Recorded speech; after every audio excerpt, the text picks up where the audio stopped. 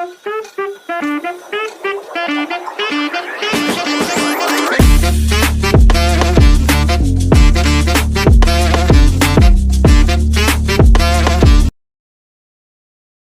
राधे दोस्तों, कैसे हो आप लोग। उम्मीद कर रहा हूँ बहुत बढ़िया और शानदार होंगे। देखिए, एग्ज़ाम नज़दीक आ चुकी है जनवरी 25 की। तो हम क्या करेंगे, वर्किंग कैपिटल में ना जो एग्ज़ाम ओरिएंटेड क्वेश्चन है वो करेंगे, ठीक है, which is are important for the exam.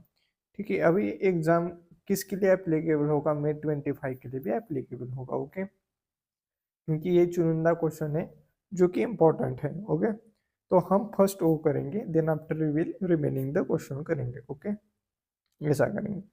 अब इसमें है सबसे पहला इलस्ट्रेशन नंबर 3, रीड करते हैं। बहुत ही प्यारा सा और सिंपल सा क्वेश्चन है, दिखने में बड़ा है बट अंदर से खोखला है। ओके,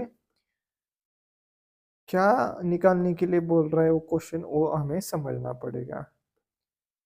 अब यहाँ क्या बोला है,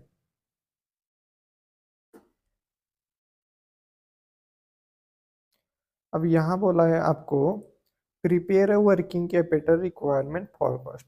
वर्किंग कैपिटल आपको बनाना है। वर्किंग कैपिटल का मतलब क्या होता है, current asset minus current liabilities, ऐसा इसका मतलब होता है। अब डाटा रीड करते हैं। On 1 January managing director of नाउरिन, क्या पता नहीं, LTD wishes to know the amount of working capital that will be required during the year. From the following information prepare working capital requirement. नीचे बोला है production during the previous year was 60,000 units. Production कितना हुआ है, 60,000 units का हुआ है। It is planned that this level of activity would be maintain during the present year.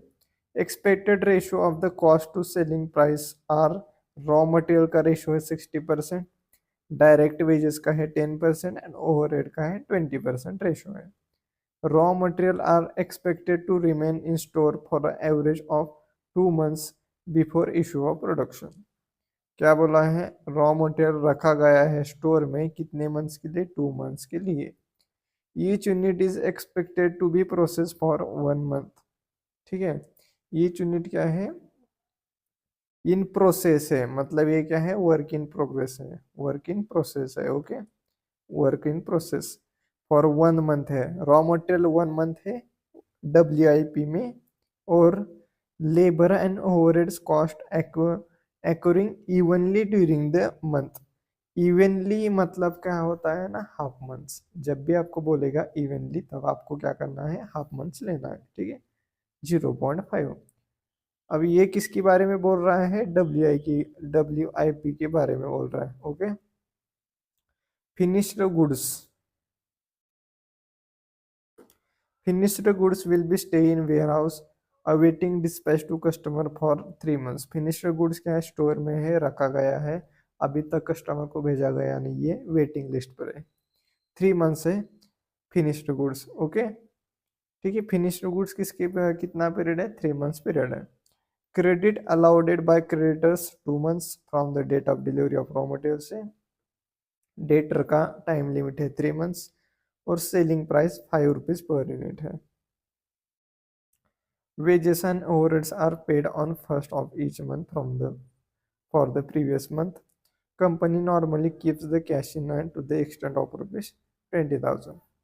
Company क्या करती है, कैश इन हैंड है, रखती है हर साल 20,000, ऐसा बोला है।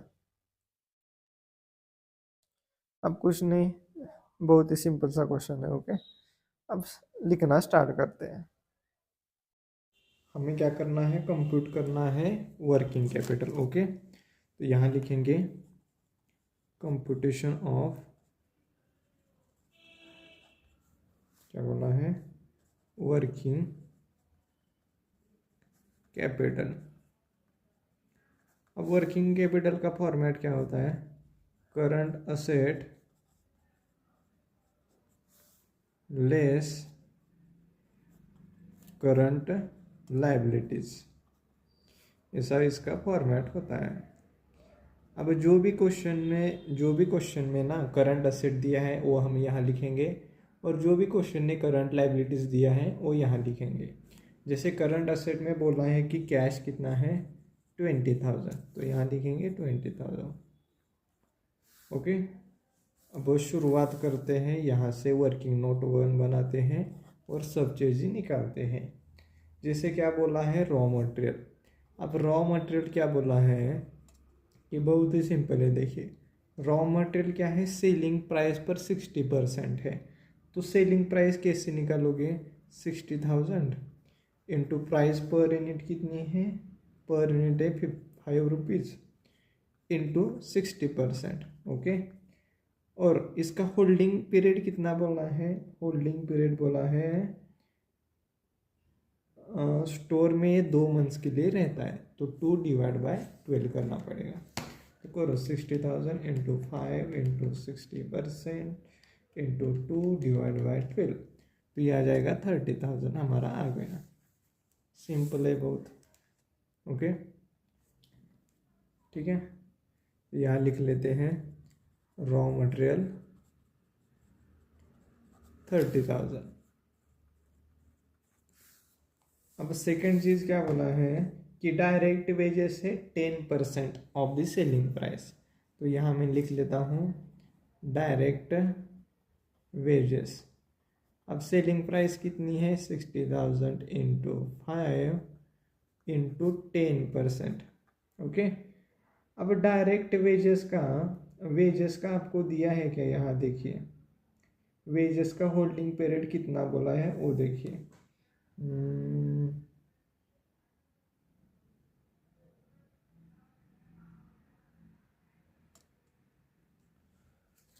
अब वेजेस ना इवनली नहीं, इवनली नहीं, किधर गया भाई, एक मिनट रुकिए मुझे ढूंढना पड़ेगा भाई। हाँ देखिए, क्वेश्चन की सेकेंड लाइन है, क्वेश्चन की सेकेंड लाइन में क्या बोला है, wages and overheads are paid on first of each month, मतलब स्टार्टिंग के फर्स्ट दिन में पेड किया जाता है, यानी कि 1 मंथ पीरियड, 1/12, ये बात याद रखना। अरे क्या होता है, क्वेश्चन बहुत बड़ा है और जो मैं नोट करता हूँ ना, मतलब हाईलाइट करता हूँ, वो मोबाइल में रहती है उसका PDF, और मेरे पास बुक रहती है, ऐसा इसका प्रॉब्लम हो जाता है। अब ये क्या आया है वेजेस, अब वेजेस लाइबिलिटी है ना, तो यहाँ लिखेंगे डायरेक्ट वेजेस 2500। उसके बाद बोला है ओवरहेड्स, ओवरहेड्स बोला है कितना 60,000 यूनिट्स इंटू 5 पर यूनिट, और होल्डिंग पीरियड है यानी कि रेशियोज कितना है 20% इंटू 1/12। सिंपल है ना, कुछ नहीं रे, दिमाग की थोड़ी पावर का यूज करो, आराम से आंसर आ जाएगा। ये आ जाएगा ओवरहेड्स 5,000। देखिए जो क्वेश्चन दे रहा है ना डाटा, हम उसके हिसाब से जा रहे हैं, कुछ रट रहे नहीं है। ठीक है, गलत तो गलत हो गए, उसमें क्या है भाई, थोड़ा ऊपर नीचे होता है, गलत होता है, हम इंसान हैं, थोड़ा ही हर चीज़ एक्यूरेट आ जाएगी, कुछ मिस्टेक भी हो जाती है, तो इतना टेंशन नहीं लेने का, घबराने का नहीं, जो चल रहा है चलने दो भाई। देन आफ्टर बोला है WIP। अब WIP देखते हैं, WIP क्या बोला है कि 1 मंथ रॉ मटेरियल का है, 1 मंथ रॉ मटेरियल क्या है। ओके, तो मैं यहाँ लिख लेता हूँ raw material. Okay, raw material कितना है 1 मंथ, यानी कि 60,000 इंटू 5% पर यूनिट इंटू 60% इसका रेशो इंटू 1/12, तो देखो कितना आता है इसका,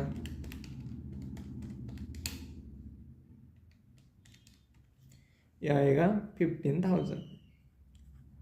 अब दूसरी चीज बोला है कि आपका लेबर कितना है,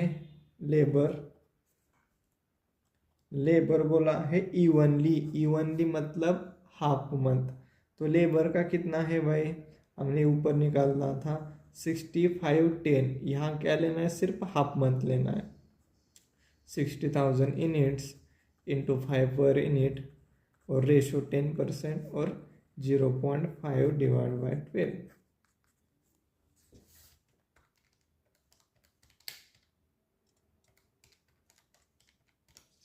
यह आ जाएगा 1250।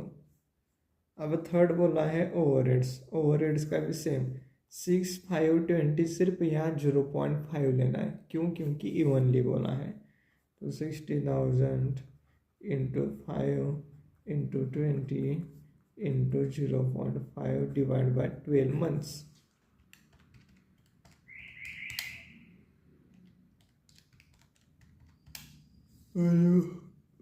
बाप रे 2500।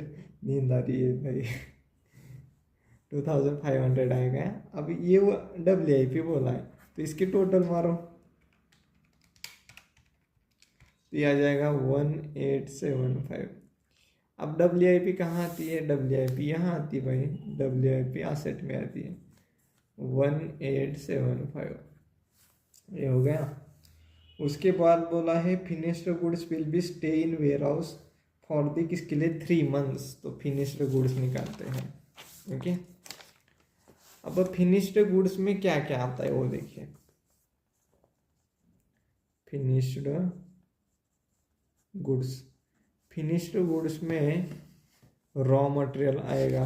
ओके, रॉ मटेरियल आएगा, और फिर लेबर आएगा, फिर ओवरहेड्स आएगा। ओके, फिनिश्ड गुड्स में ये इतनी चीज़ें आती है।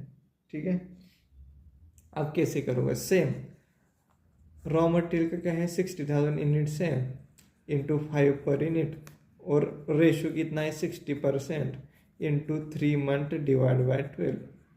अब यहाँ कितना है? 60,000 यूनिट्स इंटू 5 पर यूनिट, और उसका रेशो है 10%, holding period 3 month divide by 12। अब इसका भी same 60,000 units into 5 per unit, और होल्डिंग पीरियड रेशो कितना है? 20%, और होल्ड हुआ है 3 मंथ्स के लिए। हो गया, आ गया आंसर। सब बहुत ईजी है, मुझे बहुत हार्ड लग रहा है। भगवान भगवान भगवान। ये आया 45,000। उसके बाद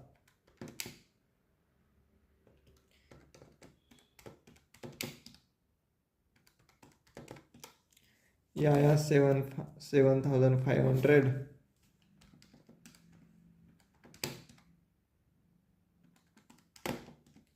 और ये आया 15,000। तो इसकी टोटल आ जाएगी 67,500। कुछ नहीं, अब यहाँ लिखो। हाँ, फिनिश्ड गुड्स करंट असेट में आएगा ना। Finished goods 67,500। ओके, ये हो गया।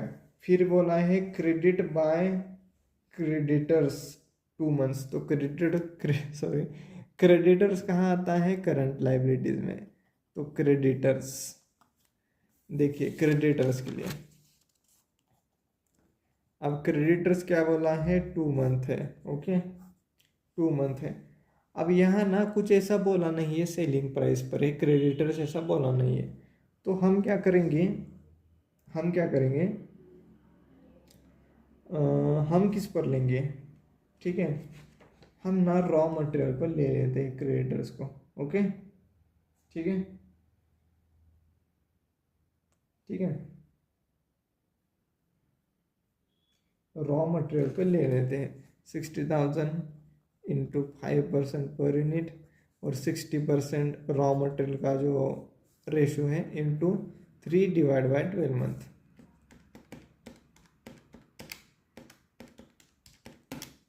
तो ये आ जाएगा 45,000। ओके, नहीं 3 नहीं, ये 2 मंथ है, 2 मंथ है, सॉरी 2 मंथ है।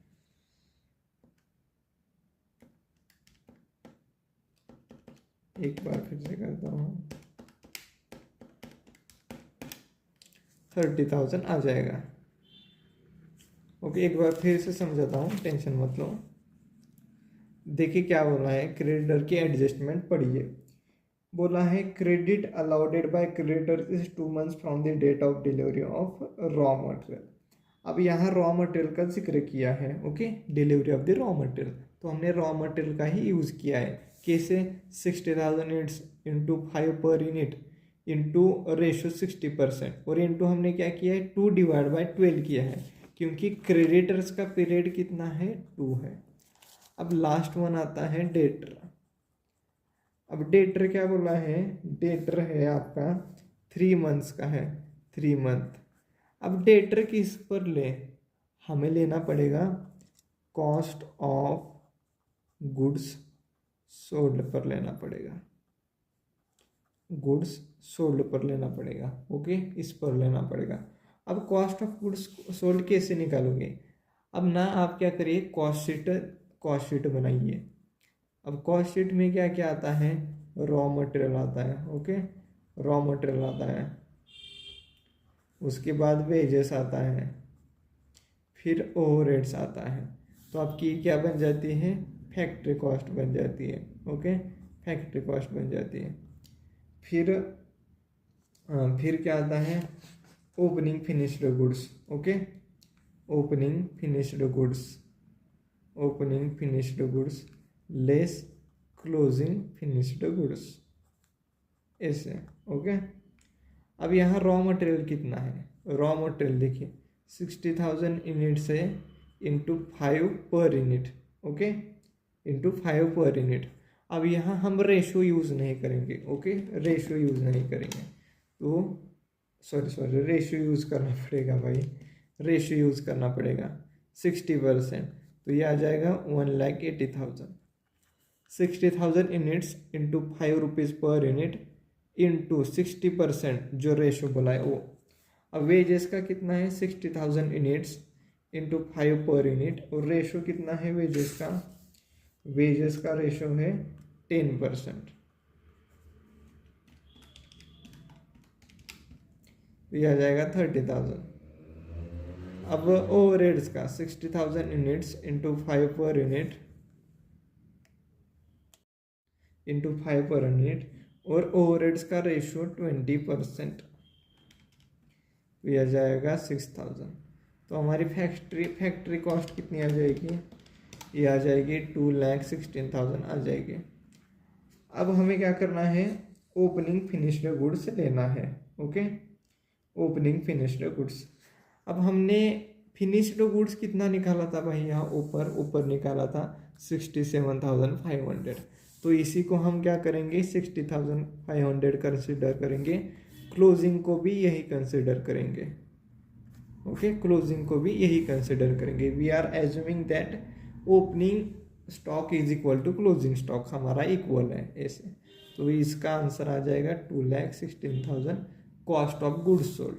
तो यहाँ 2,16,000 इंटू 3/12 करोगे तो यह आ जाएगा 54,000 आपका डेटर।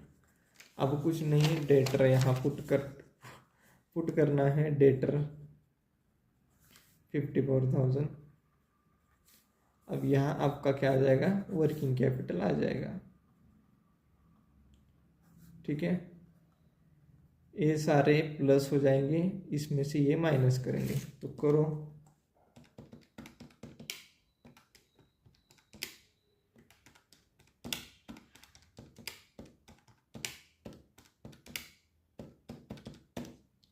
ये आ जाएगा 152 750 आ जाएगा आपका वर्किंग कैपिटल।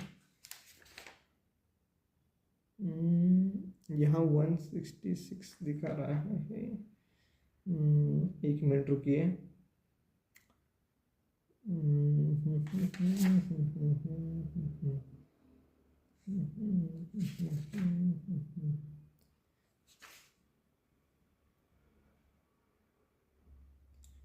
हमने क्या क्या लिखा भाई, 1 2 3 4 5 एक बार फिर से करिए, 20,000 plus 30,000 plus 18,750 plus 67,500 plus 54,000 minus 2,500 minus 5,000 minus 30,000 152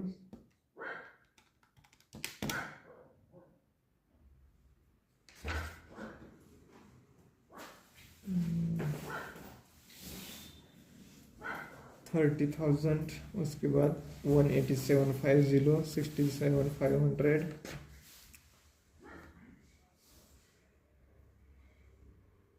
debtor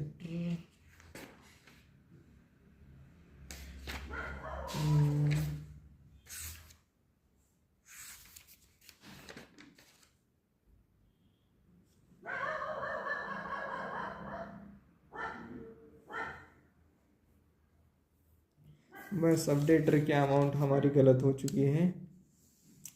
एक बार इसे कैलकुलेट करते हैं अच्छी तरह से। ओके, 1,80,000 30,000 करेक्ट है। ओवरहेड्स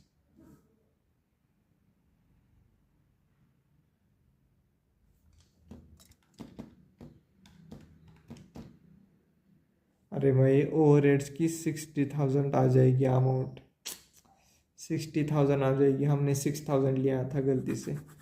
ओके, तो इसको सुधारो भाई। कुछ नहीं, वो हमने डिजिट मिस्टेक हो चुकी थी, उसी कारण ऐसा आंसर गलत आ रहा है। तो यहाँ 2,70,000 आ जाएगा। ओके, अब यहाँ लिखो 2,70,000 इंटू 3 मंथ्स डिवाइड बाई 12, ये आ जाएगा 67,500। ओके, तो यहाँ लिखो 67,500। अब टोटल करो। ओके,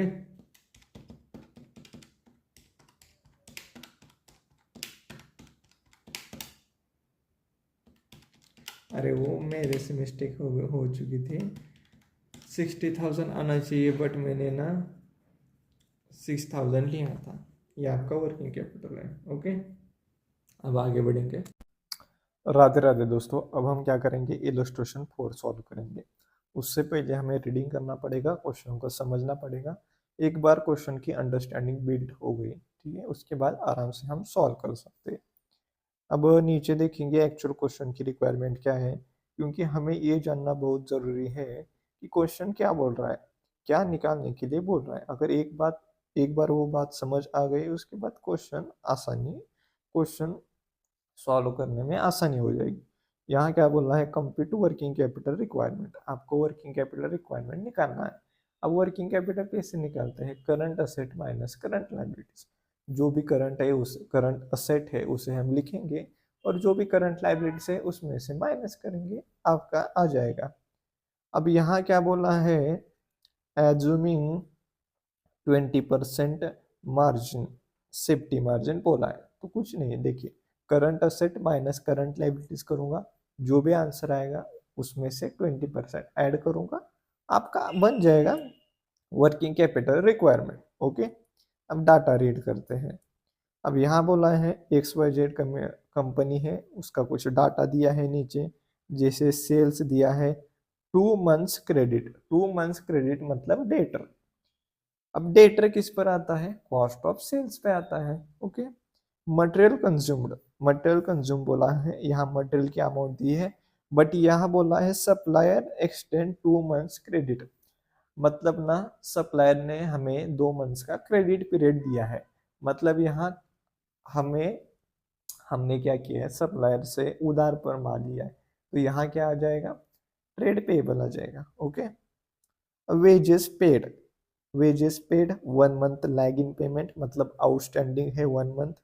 कैश मैन्युफैक्चरिंग एक्सपेंसेस मतलब क्या है, ओवरहेड्स। ओके, जो कि पेड किया है 1 मंथ इन एरियर जो भी है।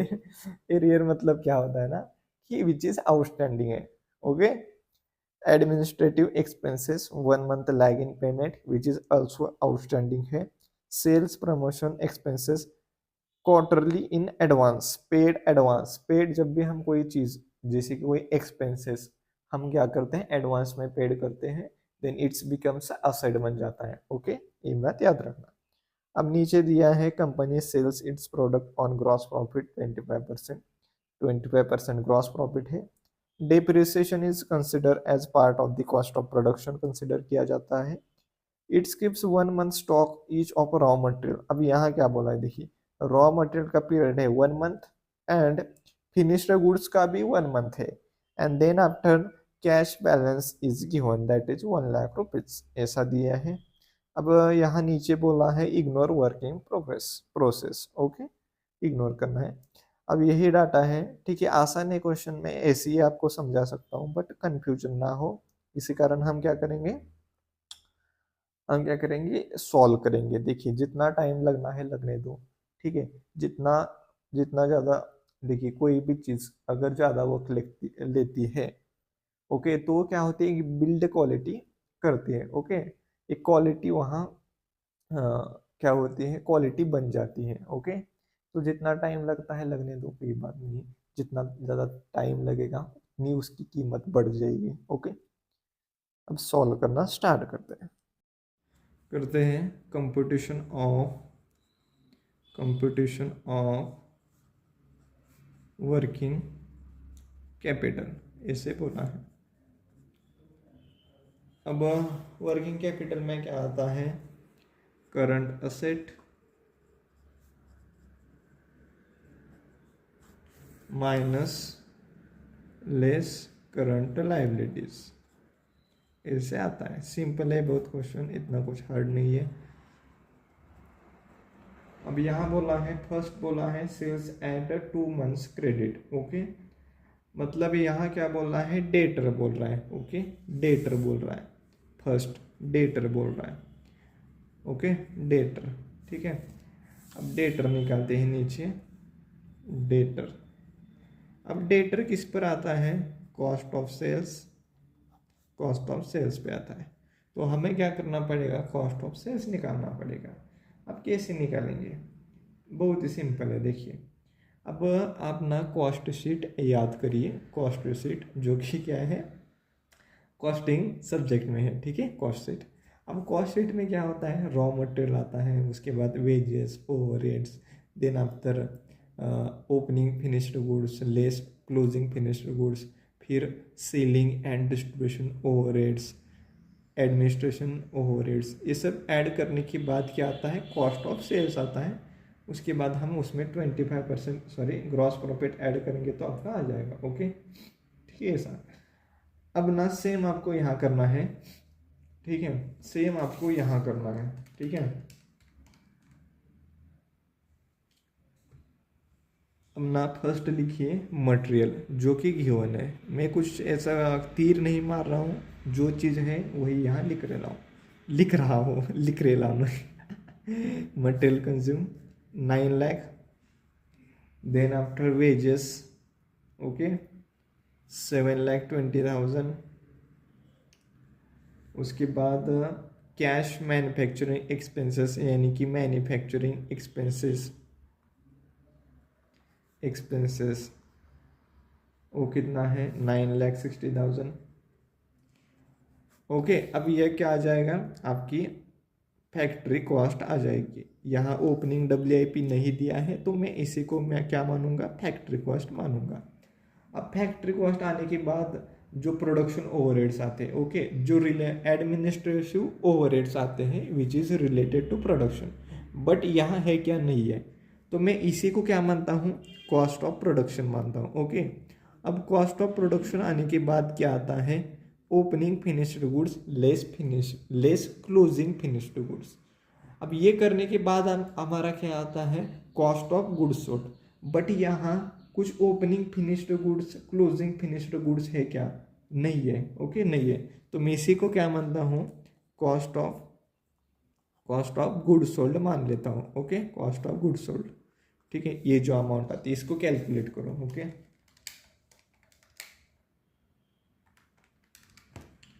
ये आएगी 25,80,000। अब इसी को मैंने कॉस्ट ऑफ गुड्स सोल्ड मान लिया। अब मैं ये देखिए, मैं अगर आपको कॉस्ट शीट आती है तभी जाके आप समझ सकते हो, अगर कॉस्ट शीट नहीं आती है तो प्रॉब्लम क्रिएट होगी। इसी कारण अगर आपको नहीं आ रहा है पहले कॉस्ट शीट का फॉर्मेट देखो या फिर ऐसे बाजू में रखो फॉर्मेट और उससे कंपेयर करो, चीज़ें बहुत आसान है। अब कॉस्ट ऑफ गुड्स सोल्ड आने के बाद हम क्या ऐड करते हैं, administrative expenses, selling and distributive expenses, ये सब ऐड करते हैं। तो यहाँ दिया है एडमिनिस्ट्रेटिव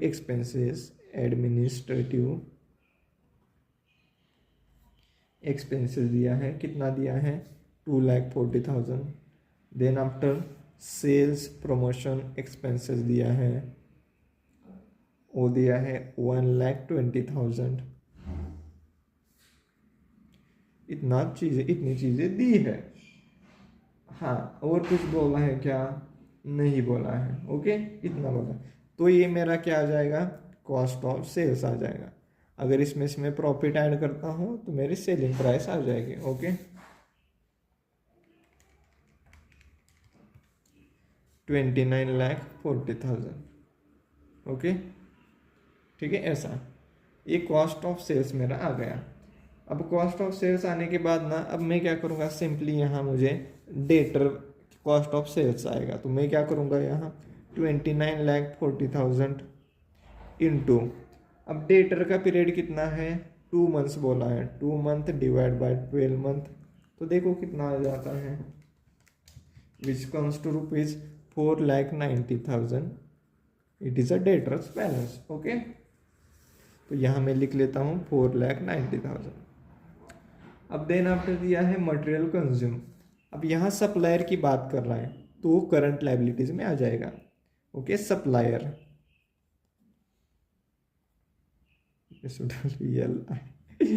सप्लायर ऐसी बात कर रहा है। ओके, तो यहाँ मैं लिख लेता हूँ सप्लायर। Okay, supplier. अब यहाँ बोला है 2 मंथ्स क्रेडिट पीरियड है। ओके, तो सप्लायर तो मटेरियल पे ही आएगा। ठीक है, अगर आपका मटेरियल है, हम आप सप्लायर से क्या लेते हो, मटेरियल लेते हो, तो उसका जो भी पीरियड है, यानी सॉरी जो भी बैलेंस है, यानी कि अमाउंट ऑफ सप्लायर किस पर आ जाएगी, मटेरियल पे आ जाएगी। तो यहाँ हम क्या करेंगे, simply 9 lakh into 2 month divide by 12 month, ऐसा करेंगे। ओके, तो ये आ जाएगा 1,50,000। अब कुछ नहीं, सिंपली यहाँ पुट करना है 1,50,000। अब देन आफ्टर वेजेस बोला है, wages is a lag in payment, मतलब वेजेस क्या है, आउटस्टैंडिंग है, तो कहाँ जाएगा, करंट लायबिलिटीज में। तो सिंपली कुछ नहीं करना है, wages is equal to 7,20,000 into 1 month divide by 12 month, और देखना है कितना आएगा। यह आएगा 60,000 रुपीज आ जाएगा। ओके, अब कुछ नहीं, यहाँ पुट करना है वेजेस 60,000। और उसके बाद बोला है कैश मैन्युफैक्चरिंग एक्सपेंसेस। अब ये भी क्या बोला है, आउटस्टैंडिंग है। ओके, आउटस्टैंडिंग है, तो यहाँ लिख लेता हूँ मैं मैन्युफैक्चरिंग। देखिए बहुत ही सिंपल है, अगर आपने आधा भी क्वेश्चन कंप्लीट कर लिया, ठीक है, तो भी आपको मार्क मिलेंगे, आधे से थोड़े कम मिलेंगे बट मिलेंगे, ऐसा नहीं है कि ना मिलेंगे। ठीक है, 9,60,000 into 1 month divide by 12 month, तो ये आ जाएगा 80,000। अब 80,000 यहाँ पुट करेंगे, 80,000 ये आ गया। अब उसके बाद बोला है एडमिनिस्ट्रेटिव एक्सपेंसेस, एडमिनिस्ट्रेटिव एक्सपेंसेस। अब इस क्वेश्चन में ना सिर्फ ना डेटर्स में आपको डाउट होगा, यहाँ आपको तकलीफ होगी, अदरवाइज बाकी तो कुछ भी नहीं है। सिर्फ हम क्या कर रहे हैं, get the value put the, मतलब पुट एंड गेट करें, बाकी कुछ नहीं कर रहे हैं। ओके, एडमिनिस्ट्रेटिव एक्सपेंसेस कितना बोला है, 2,40,000 into 1 month divide by 12 month, ऐसा बोला है। तो यह आ जाएगा 20,000। सिंपली यहाँ पुट करना है 20,000। ठीक है, अब उसके बाद बोला है sales promotion expenses paid quarterly in advance. Okay, तो यहाँ मैं लिख लेता हूँ सेल्स प्रमोशन एक्सपेंसेस। अब एडवांस में पेड किया है तो इट्स बिकम्स असेट बन जाता है, दैट इज करंट असेट। तो सेल्स प्रमोशन एक्सपेंसेस कैसे आ जाएगा, सेल्स प्रमोशन एक्सपेंसेस बोलना है तो ये कैसे आ जाएगा, कुछ नहीं, सिंपल है, 1,20,000। अब क्वार्टरली मतलब एक क्वार्टर में कितने मंथ्स होते हैं, 3 months, divide by 12 months. Okay, ये आ जाएगा 30,000। अब यहां पुट करना है 30,000। अब ऊपर का डाटा तो सब कुछ हो चुका है, which are completed. Then after बोला है depreciation is consider as a क्या बोला है, कॉस्ट ऑफ प्रोडक्शन। ओके ठीक है। अब देन आफ्टर बोला है कि आपका ना raw material and finished goods. अब कैश बैलेंस भी दिया है तो वो भी लिखना पड़ेगा, कैश बैलेंस दिया है दैट इज 1,00,000 रुपीज। उसके बाद बोला है जो रॉ मटेरियल है, आपका जो रॉ मटेरियल है, अब यहाँ रॉ मटेरियल में बोला है 1 मंथ पीरियड। अब रॉ मटेरियल क्या होता है ना, मेरा करंट असेट होता है, ठीक है, जैसे इन्वेंट्री, रॉ मटेरियल मतलब इन्वेंट्री। अब जो रॉ मटेरियल मेरा क्या है, करंट असेट होता है, तो मैं करंट असेट में लिखूंगा। और इसका क्या बोला है, 1 मंथ बोला है, तो मैं कुछ नहीं करूंगा, कुछ नहीं, रॉ मटेरियल की वैल्यू कितनी दी है, मटेरियल कंज्यूम बोला है, यानी कि रॉ मटेरियल कितनी वैल्यू दी है, 9,00,000 इंटू 1 मंथ का पीरियड क्वेश्चन ने खुद ही बोला है, तो 1 into 1 divide by 12 which comes to rupees 75,000। And last one is क्या बोला, फिनिश्ड गुड्स। अब फिनिश्ड गुड्स किस पर आएगा, देखिए फिनिश्ड गुड्स जब भी बोलता है ना तो फिनिश्ड गुड्स में क्या आता है, रॉ मटेरियल आएगा, रॉ मटेरियल आएगा, उसके बाद वेजेस आएगा, and last one in manufacturing overheads. Okay, ऐसा आएगा। तो यहाँ देखिए मटेरियल कंज्यूम, अब यहाँ देखिए कॉस्ट ऑफ गुड्स सोल्ड, ठीक है, कॉस्ट ऑफ गुड्स सोल्ड और कॉस्ट ऑफ प्रोडक्शन बोला है। ओके, और ये फैक्ट्री कॉस्ट, मतलब ये जो अमाउंट है ना इसी को हम क्या बोलेंगे, factory cost, cost of production और cost of goods sold. Okay, अब कॉस्ट ऑफ गुड सोल्ड कब किया जाता है ये आप मुझे बताइए, जब भी क्या होता है ना, जब भी कोई कोई प्रोडक्ट बन जाता है, यानी कि क्या है, ये कॉस्ट ऑफ फिनिश्ड गुड्स है, मतलब ये फिनिश्ड गुड्स की कॉस्ट है। Okay, cost of good sold मतलब कॉस्ट ऑफ फिनिश्ड गुड्स, ठीक है। अब इसी को हम क्या करेंगे, यहाँ पुट करेंगे 25,80,000 इंटू इंटू कितना पीरियड है, 1 मंथ का बोला है, डिवाइड बाय 12 मंथ, तो ये आ जाएगा 2,15,000, ऐसे आ जाएगा। अब और भी कुछ चीज़ें बची है क्या, नहीं, कुछ भी नहीं बोला। अब क्या करो, बैलेंस निकालो, यहाँ बैलेंस कितना आ जाएगा, ये सब ऐड करो और ये माइनस करो।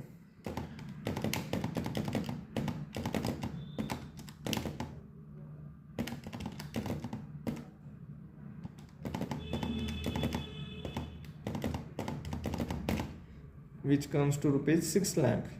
अब 6,00,000 में हमें क्या करना है, ऐड करना है 20% सेफ्टी मार्जिन ऐड करना है, तो इसका 20% कितना आ जाएगा, 1,20,000, एंड इसको ऐड करके अमाउंट आ जाएगी 7,20,000, जो कि आपका वर्किंग कैपिटल आ जाएगा। ओके, ये आ जाएगा। एक बार आंसर देखता हूँ, हाँ वही है, देखिए सिंपल सा क्वेश्चन है, कुछ नहीं, सिर्फ आपको तकलीफ कहाँ होगी, इस डेटर के बैलेंस में होगी और इस फिनिश्ड गुड्स में तकलीफ होगी, अदरवाइज कुछ भी नहीं करना, एज इट इज पुट करना है, इनटू मंथ करना है, डिवाइड बाय टोटल मंथ करना है, बाकी कुछ भी नहीं है इस क्वेश्चन में। ओके, अब आगे बढ़ेंगे, अब इलस्ट्रेशन 5 करेंगे। देखिए थोड़ा क्वेश्चन है ना बहुत कॉम्प्लिकेटेड है, मतलब एग्जाम में आने के चांसेस बहुत कम है, रेयरली आते हैं, ऐसा नहीं आता क्योंकि इतना कॉम्प्लिकेटेड है ना, मुझे भी मतलब समझाते समय ना तकलीफ होगी। ओके, इतना कॉम्प्लिकेटेड है, पर कोई बात नहीं, करेंगे जितना आता है उतना करेंगे। ठीक है, एक बार इसे मतलब समझ लेना, अगर एग्जाम में आता है तो आप ना, आपको हाफ मार्क जरूर मिले, ऐसा करके जाना। क्यों, क्योंकि हाफ मतलब कैसा, अगर 10 मार्क के लिए आता है तो आपको ना 5 मार्क्स आराम से मिलने चाहिए। ओके, अगर आपने अच्छे से किया तो 10 आउट ऑफ 9, 8, 7 भी मिल सकते हैं, ठीक है। अब शुरुआत करते हैं, तो रीडिंग करना स्टार्ट करते हैं। तो सबसे पहले हम नीचे एक्चुअल क्वेश्चन की रिक्वायरमेंट क्या है वो देखेंगे। अब यहाँ क्या बोला है, prepare additional working capital requirement. आपको क्या करना है, वर्किंग कैपिटल निकालना है। अब ऊपर का डाटा रीड करते हैं। जैसे यहाँ क्या बोला है, Submarine Enterprises has been operating its manufacturing facility till 31st March 22 on a single shift। ठीक है, यहाँ तक क्या कर रही है कंपनी, सिंगल शिफ्ट चला रही है। Okay, single shift. अब उसकी कुछ कॉस्ट दी है, जैसे कॉस्ट ऑफ मटेरियल की, वेजेस की, ओवरहेड्स की, ऐसा सब।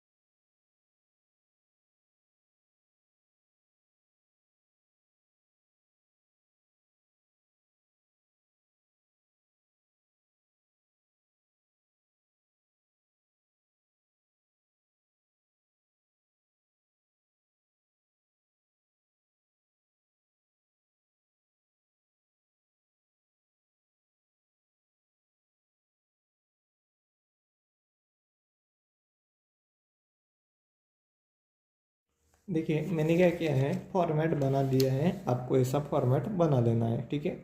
वर्किंग कैपिटल, उसके बाद सिंगल शिफ्ट और डबल शिफ्ट, और unit rate amount, unit rate amount. अब यहाँ आएगा करंट असेट और नीचे आएगा करंट लायबिलिटीज, ऐसी चीज़ें दी हुई है। ओके, अब ना यहाँ देखिए मैंने रीडिंग करते समय वो देखा नहीं कि ना, जैसे क्या बोला है कि आपको ना work in progress valued at prime cost per बोला है। क्वेश्चन को ध्यान से देखिए, वहाँ बोला है ऐसे चीज़ें, और उसके बाद बोला है finished goods is valued eight total cost. तो हमें क्या करना पड़ेगा, स्टेटमेंट ऑफ टोटल कॉस्ट निकालना पड़ेगा, ठीक है। स्टेटमेंट ऑफ टोटल कॉस्ट निकालना पड़ेगा। क्योंकि क्या है, जैसे WIP वो क्या बोला है, it is based on prime cost, तो उसी कारण हमें ये सब करना पड़ेगा, ठीक है। अब ना सबसे पहले देखिए, अब क्या बोला है, अब ना ये क्या आ जाएगा, एग्जिस्टिंग और ये न्यू। ओके, एग्जिस्टिंग यानी कि सिंगल शिफ्ट आ जाएगी, ये सिंगल शिफ्ट, और ये आ जाएगी डबल शिफ्ट। ओके, ऐसे आ जाएगी। अब सिंगल शिफ्ट में कितने यूनिट्स हुए हैं वो आपको चेक करना है। जैसे कि यहाँ सेलिंग प्राइस दिया हुआ है दैट इज़ 4,32,000, और क्या बोला है सेलिंग प्राइस पर यूनिट कितनी है 18 रुपीज़ है। तो यानी कि मैं सिंगल शिफ्ट में ना 24,000 यूनिट्स प्रोड्यूस कर रहा हूँ। ओके, तो यहाँ मैं लिख लेता हूँ 24,000 यूनिट्स। अब डबल शिफ्ट में क्वेश्चन ने क्लियरली बोला है कि ये यूनिट्स क्या बन जाएगी, डबल बन जाएगी। तो इंटू 2 करो विच कम्स टू 48,000 यूनिट्स बन जाएंगे। ओके, डबल शिफ्ट में बन जाएंगे इतने। अब इतने बनने के बाद अब हमें कुछ नहीं यहाँ वैल्यू पुट करना है। जैसे देखिए रॉ मटेरियल में क्या बोला है, अब कॉस्ट पर यूनिट, ठीक है, कॉस्ट पर यूनिट में अब कॉस्ट ऑफ रॉ मटेरियल कितनी है 6 है। ओके, 6 है। देखिए जो क्वेश्चन है ना इलस्ट्रेशन 5 उसके स्टार्टिंग में ही कॉस्ट पर यूनिट दिया है, तो हम वही पुट कर रहे हैं। रॉ मटेरियल की कॉस्ट, रॉ मटेरियल की कॉस्ट कितनी है 6 रुपीज़ है। अब क्या करना है 6 इंटू 24,000 यूनिट्स, 6 इंटू 24,000 यूनिट्स, ये आएगा 1,44,000 आ जाएगा। ओके, ऐसा आ जाएगा। अब क्या बोला है कि रॉ मटेरियल में हम डिस्काउंट देंगे। ये किस में है, सिर्फ डिस्काउंट है रॉ मटेरियल में। तो यहाँ क्या करना है 6 माइनस 10% डिस्काउंट। तो करो 6 माइनस 10% डिस्काउंट, तो यह आ जाएगा 5.4। अब क्या करना है 5.4 इंटू 48,000 यूनिट्स, तो यह आ जाएगा 259,200। अब ये रॉ मटेरियल आया। अब वेजेस, अब वेजेस करेंगे वेजेस। ओके, अब वेजेस में क्या बोला है कि आपकी कुछ फिक्स्ड भी है और वेरिएबल भी है। ओके, फिक्स्ड है वेरिएबल है। अब निकालो फिक्स्ड कितनी है वेरिएबल कितनी है।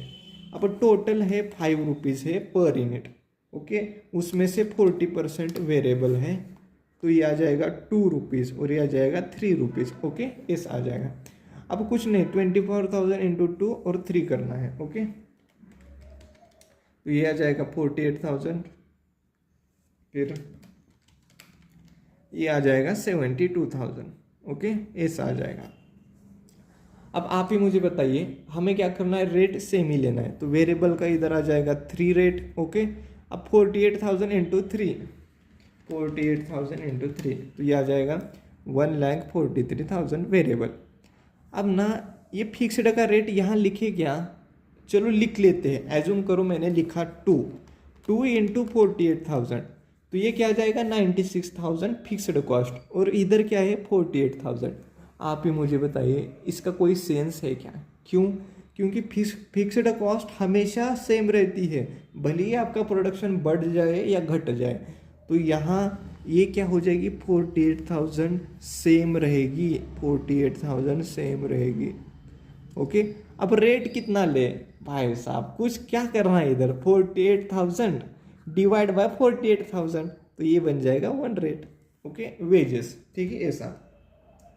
अब इसको ना टोटल मारो, ये टोटल करो, टोटल करो, तो ये आ जाएगी प्राइम कॉस्ट, प्राइम कॉस्ट आ जाएगी, प्राइम कॉस्ट। ओके, तो इधर आ जाएगी 3 2 5 5 6 5 प्लस 6 11, इधर आ जाएगी 3 प्लस 1 4 4 प्लस 5 5.4, तो यह आ जाएगा 9.4। ओके, इसी तरह से हमारी प्राइम कॉस्ट आ चुकी है। अब उसके बाद क्या बोला है, ओवरहेड्स बोला है, तो यहाँ मैं लिख लेता हूँ ओवरहेड्स। अब ओवरहेड्स में भी बोला है कि आपकी क्या है फिक्स्ड कॉस्ट है, उसके बाद वेरिएबल कॉस्ट भी है। अब निकालो ओवरहेड्स बोला है कितना है 5 रुपीज़ है इंटू 80% फिक्स्ड है, यानी कि 4 रुपीज़ फिक्स्ड है और 1 रुपीज़ वेरिएबल है। अब क्या करना है भाई साहब, 1 का 1 रेट इधर लिखो और 1 इंटू 48,000 करो, तो ये आ जाएगा 48,000। अब सॉरी, सबसे पहले इधर का करना पड़ेगा, तो दिस यूनिट इंटू दिस करो। ओके, तो ये आ जाएगा 24,000 और ये आ जाएगा 96,000। अब फिक्स्ड को हमें फिक्स्ड ही रखना पड़ेगा, because fixed cost will not be increase और decrease due to the changes in sales. Okay, अब 96,000, अब रेट कितना ले, कुछ नहीं भाई साहब, 96,000 डिवाइड बाय 48,000, तो ये आ जाएगा 2 रेट। ओके, ऐसे आ जाएगा। ठीक है, इतना तक, इतने तक हुआ। अब क्या करना है, अब कुछ नहीं भाई साहब, अब क्या करो, टोटल कॉस्ट करो, टोटल कॉस्ट करो, टोटल कॉस्ट। ओके, अब इन सभी को जोड़ो, तो ये जाएगी 16 रुपीज़ पर यूनिट, और इधर आ जाएगी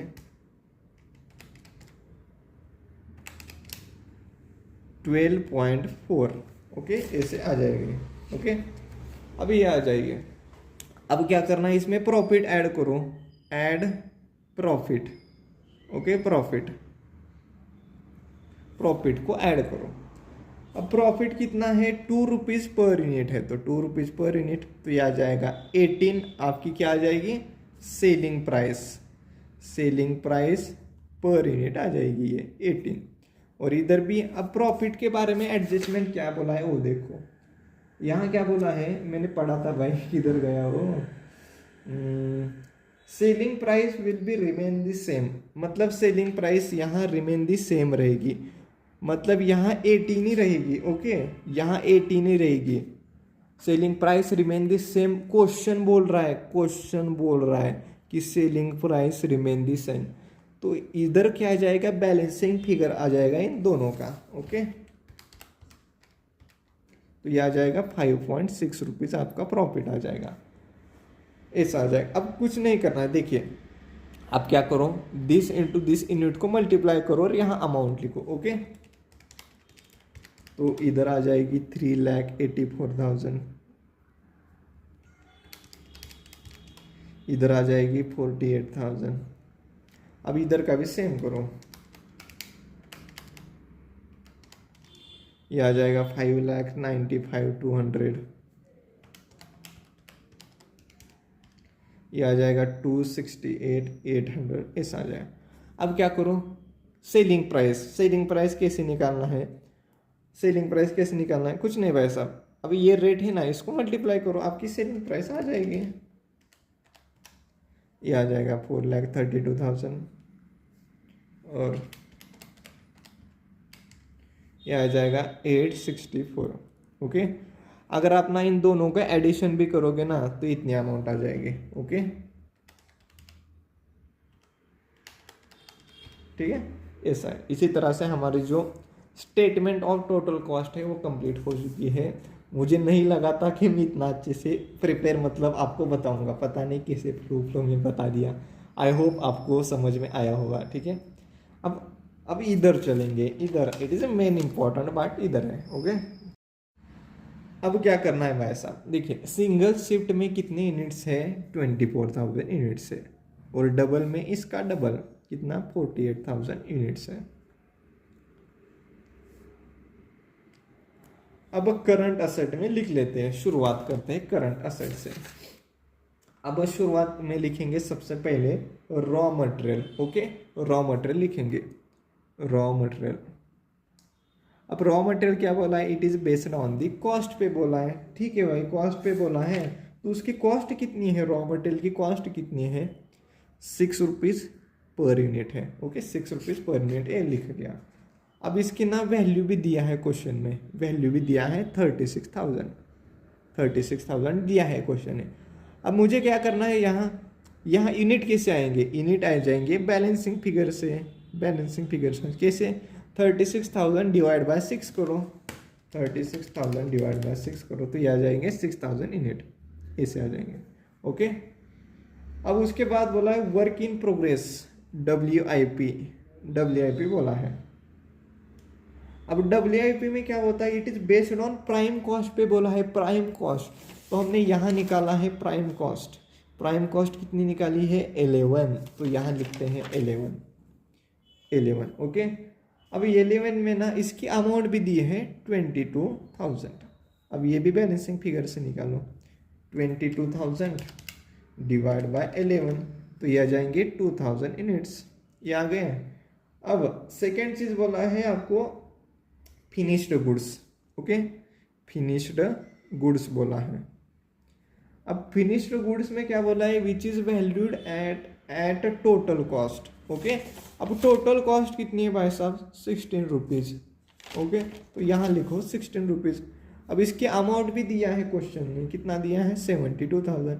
अब 72,000 डिवाइड बाय 16 करो तो ये आ जाएंगे बैलेंसिंग फिगर से कितने, 4,500। ओके, ऐसे हो जाएंगे। अब ये फिनिश्ड गुड्स हो गया। अब ना डेटर, डेटर लिख लेते हैं, डेटर्स। Okay, debtors. अब डेटर ना किस पर वैल्यूड रहेंगे, देखिए वो तो टोटल कॉस्ट पे रहेंगे। ओके, तो टोटल कॉस्ट कितनी है भाई साहब हमारी, 16 रुपीज़। तो यहाँ लिखो 16 रुपीज़ टोटल कॉस्ट। ओके, ऐसा लिखना है, ठीक है। अब ना यहाँ 1,08,000 लिखे क्या, नहीं लिखेंगे, क्योंकि डेटर का मतलब क्या होता है आप समझिए।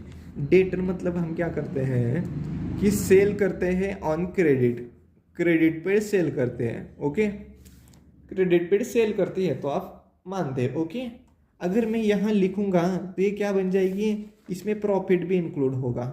ओके, अगर मैं यहाँ अमाउंट लिख लेता हूँ दैट इज़ 1,08,000, उसमें प्रॉफिट भी इंक्लूड होगा, तो मुझे कॉस्ट चाहिए।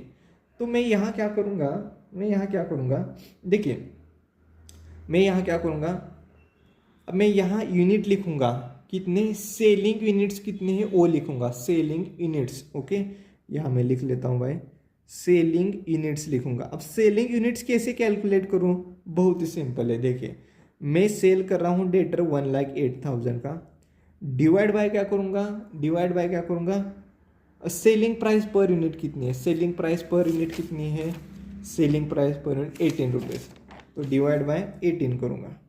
ओके, तो ये आ जाएंगे 6,000 यूनिट्स में सोल्ड कर रहा हूँ। अगर मैं इससे मल्टीप्लाई करूँगा तो ये क्या हो जाएगी, टोटल कॉस्ट ऑफ सेल आ जाएगी। ओके, ऐसा, तो ये आ जाएगा 96,000। ऐसे आपको करना है, ठीक है। अब ये हो गया डेटर की बारी, डेटर का खत्म हो गया, मतलब करंट असेट हमने सिंगल शिफ्ट का खत्म कर लिया। अब करंट लायबिलिटीज में चलते हैं, करंट लायबिलिटीज में चलते हैं। अब यहाँ क्या बोला है, मटेरियल बोला है, मटेरियल जो कि क्या है, क्रेडिट है। ओके, क्रेडिटर का है, यहाँ लिख लेता हूँ, क्रेडिटर का है।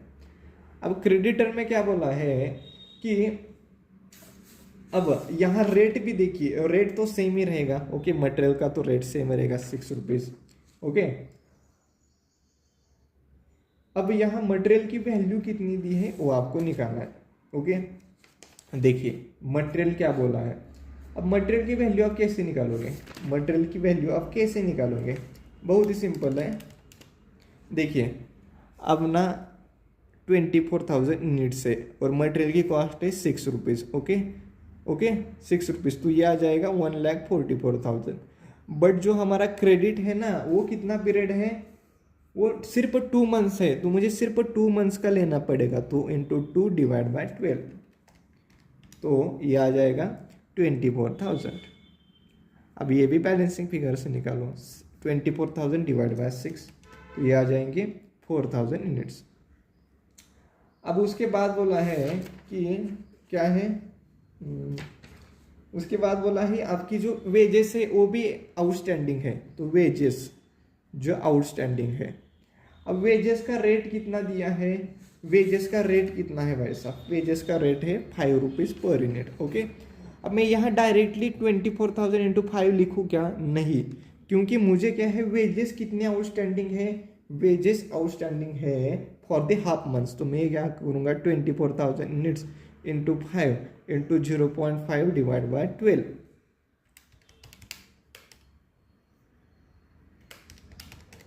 तो ये आ जाएंगे 5,000 अमाउंट आ जाएगी। अब ये बैलेंसिंग फिगर से निकालो, 5,000 डिवाइड बाय 5, तो ये आ जाएंगे 1,000, ऐसा। ओके, ये आ गया। अब उसके बाद एक्सपेंसेस भी बोला है, तो एक्सपेंसेस का रेट कितना है, एक्सपेंसेस मतलब ओवरहेड्स, उसका रेट है 5 रुपीज़। अब यहाँ सेम करना है, 24,000 इंटू 5 इंटू 0.5 डिवाइड बाय 12 करना है। ओके, ठीक है, ऐसा ही करना है, तो करो, तो ये आ जाएगा 5,000 और यूनिट हमारे क्या आ जाएंगे, बैलेंसिंग फिगर से आ जाएंगे 1,000। ओके, सॉरी, हाँ 1000 आ जाएंगे, ओके 1000 से आ जाएंगे। अब हमने देखिए current asset minus current liabilities करना है, okay current asset minus current, तो आपका वर्किंग कैपिटल आ जाए। अब सिर्फ अमाउंट को आपको एडिशन करना है और ये लेस करना है, तो करो 36,000 plus 22,000 plus 72,000 plus 96,000 minus 24,000 minus 5,000 minus 5,000, तो ये आ जाएगा 1,92,000 का आपका क्या आ जाएगा, वर्किंग कैपिटल आ जाएगा, जो कि सिंगल शिफ्ट का है। देखिए इतना सा था क्वेश्चन, बहुत ही हार्ड लग रहा है, मुझे तो लग रहा है हार्ड, आपको पता नहीं, ठीक है। अब डबल शिफ्ट का शुरू करते हैं। अब देखिए क्या बोला है कि रॉ मटेरियल, ओके अब क्या बोला है, यूनिट्स क्या हो चुकी है, डबल हो चुकी है, ओके ये बात तो आपको पता है। तो यहाँ 6,000 यूनिट्स हैं, तो यहाँ डबल होके कितने बनेंगे, 12,000। अब रेट कितना ले, अब स्पेसिफिक क्वेश्चन ने बोला है कि रॉ मटेरियल में आपको डिस्काउंट देंगे हम, यानी कि यहाँ हमने लिखा भी है, कितना लिखा है 5.4, तो यहाँ लिख लेते हैं 5.4 रेट, जो कि डिस्काउंट लगाने के बाद है। तो 12,000 इंटू 5.4 करो तो ये आ जाएगा 64,800 आ जाएगा। अब WIP के बारे देखिए, वर्क इन प्रोग्रेस कभी भी डबल नहीं हो सकता, ये बात याद रखना, वो सेम रहेगा। तो हम क्या करते हैं, सेम यहाँ 2000 लिखेंगे।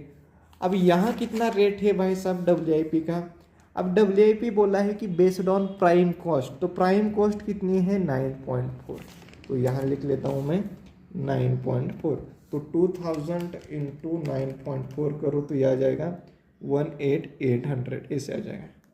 अब फिनिश्ड गुड्स, अब फिनिश्ड गुड्स मतलब क्या है, जो हम सेल करेंगे वो तो ऑब्वियसली बात है डबल होंगे ही भाई साहब, तो 4,500 इंटू 2 करो यानी कि डबल, तो ये बन जाएंगे 9,000।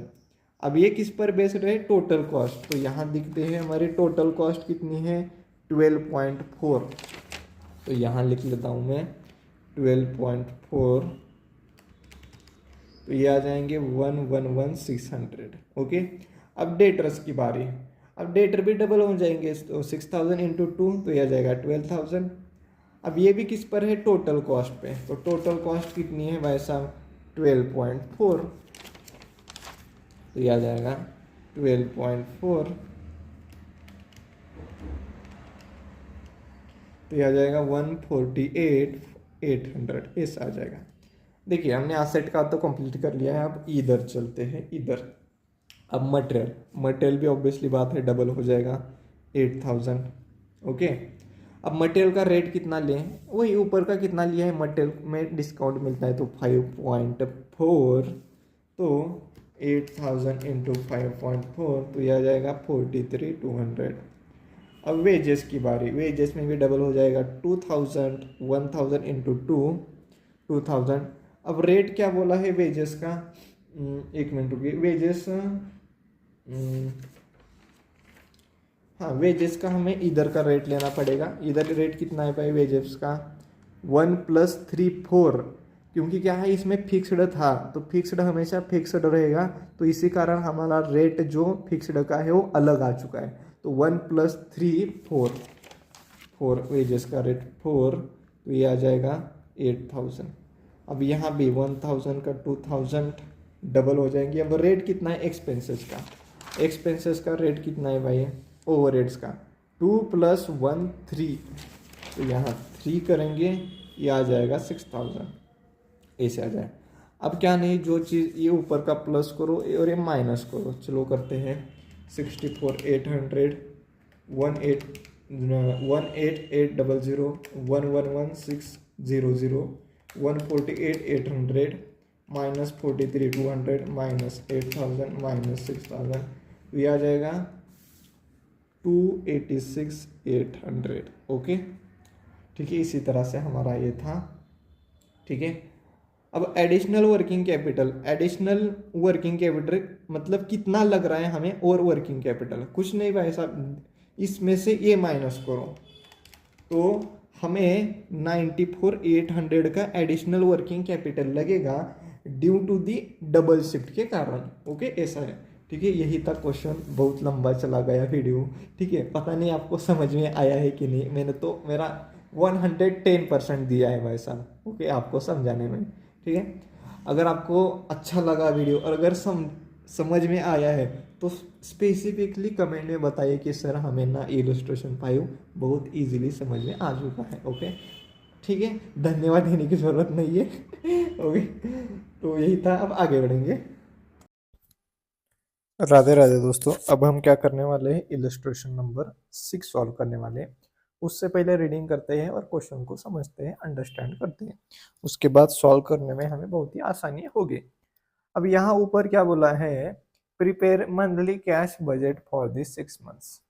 आपको क्या कंप्यूट करना है, कैश बजट प्रिपेयर करना है 6 मंथ्स का। कहाँ से लेके, फ्रॉम अप्रैल बोला है। ओके, ये इंपॉर्टेंट है, फ्रॉम अप्रैल से लेके 6 मंथ तक आपको क्या करना है, कैश बजट प्रिपेयर करना है। अब कैश बजट का मतलब क्या होता है ना, कुछ नहीं, रिसिट माइनस पेमेंट। जो भी आप क्या करेंगे, जो भी आपके पास पैसा आएगा वो आपको लिखना है, माइनस आप किन चीजों के लिए पेमेंट कर रहे हो वो माइनस करना है, कुछ भी नहीं, इतनी आसानी है। अब ना कुछ सेल्स दिया है, जैसे मंथली सेल्स दिया है, कहाँ से लेके, जनवरी से लेके अक्टूबर तक। बट आपको ना कहाँ से कहाँ तक प्रिपेयर करना है, अप्रैल, मई, जून, जुलाई, अगस्त, सितंबर, कितने हो गए, 6 मंथ्स। इन्हीं 6 मंथ का आपको क्या करना है, कैश बजट प्रिपेयर करना है। तो ये बाकी मंथ क्यों दिया है, इसी कारण दिया है कि इस क्वेश्चन में क्या है, आपने क्रेडिट पर माल बेचा बट पेमेंट आ रही है 2 महीने के बाद।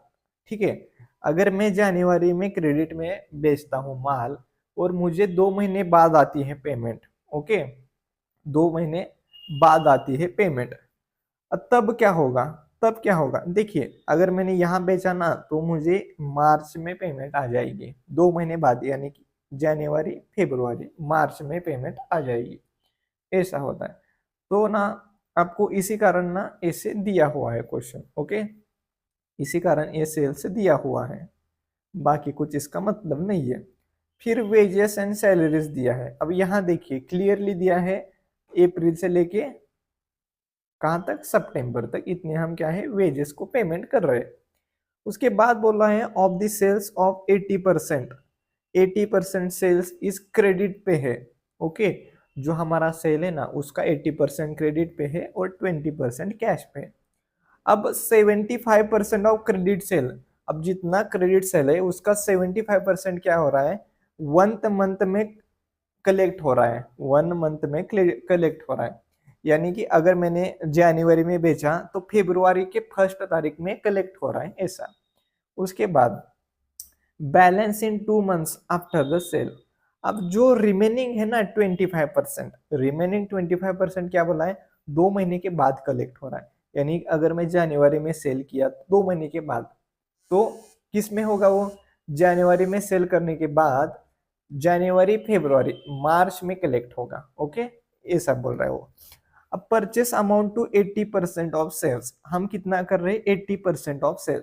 बट कौन सा सेल, अब जो परचेस है ना वो क्रेडिट पे है। ओके, क्रेडिट पे हम सेल मतलब परचेस कर रहे हैं, कितना परचेस कर रहे हैं, 80% ऑफ सेल्स।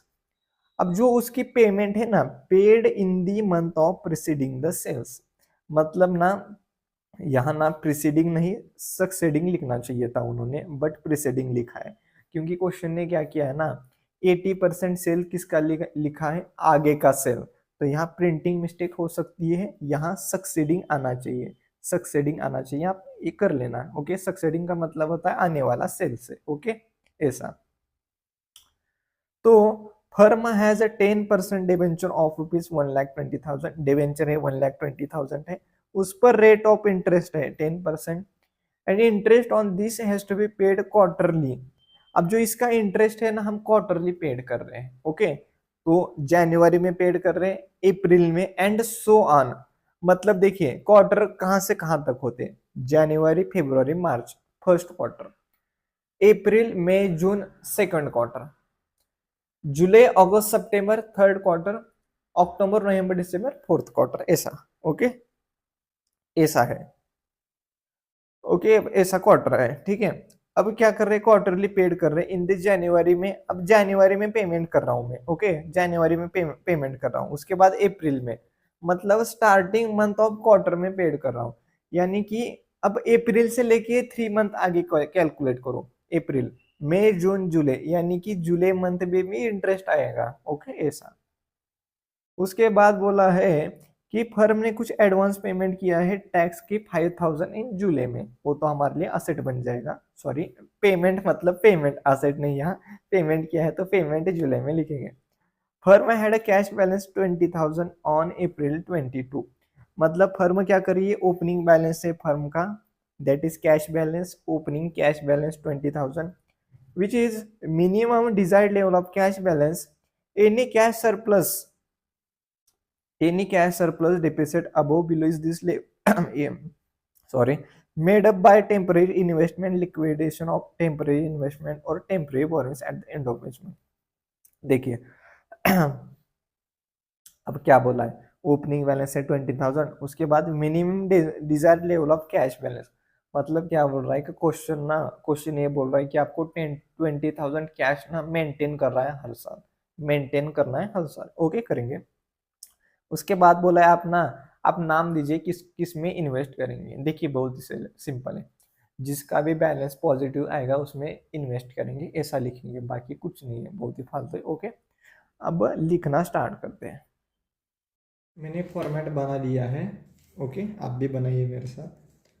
अब हमें क्या करना है, प्रिपरेशन ऑफ कैश बजट निकालना है, तो बहुत ही सिंपल है, रिसेट माइनस पेमेंट्स करेंगे तो आ जाएगा। तो फर्स्ट लिखेंगे हम, रिसेट हमारे पास क्या है, opening balance. Okay, opening balance, तो यहाँ लिख लेते हैं ओपनिंग बैलेंस। ओके, जो कि कैश का है। ओके, कितना है, 20,000, 20,000, 20,000, 20,000, 20 और 20। देन आफ्टर क्या बोला है कि ना आपका ना 20% क्या है, कैश सेल्स है, तो यहाँ लिख लेता हूँ कैश सेल्स। ओके, अब कुछ नहीं करना है। अब अप्रैल का सेल कितना है, अप्रैल का सेल देखिए, अप्रैल का सेल है 80,000 इंटू 20%, यह आएगा 16,000। अब हर साल ऐसे ही करते जाना है। ओके, फिर आएगा 12,000, फिर आएगा 16,000, फिर आएगा 20,000,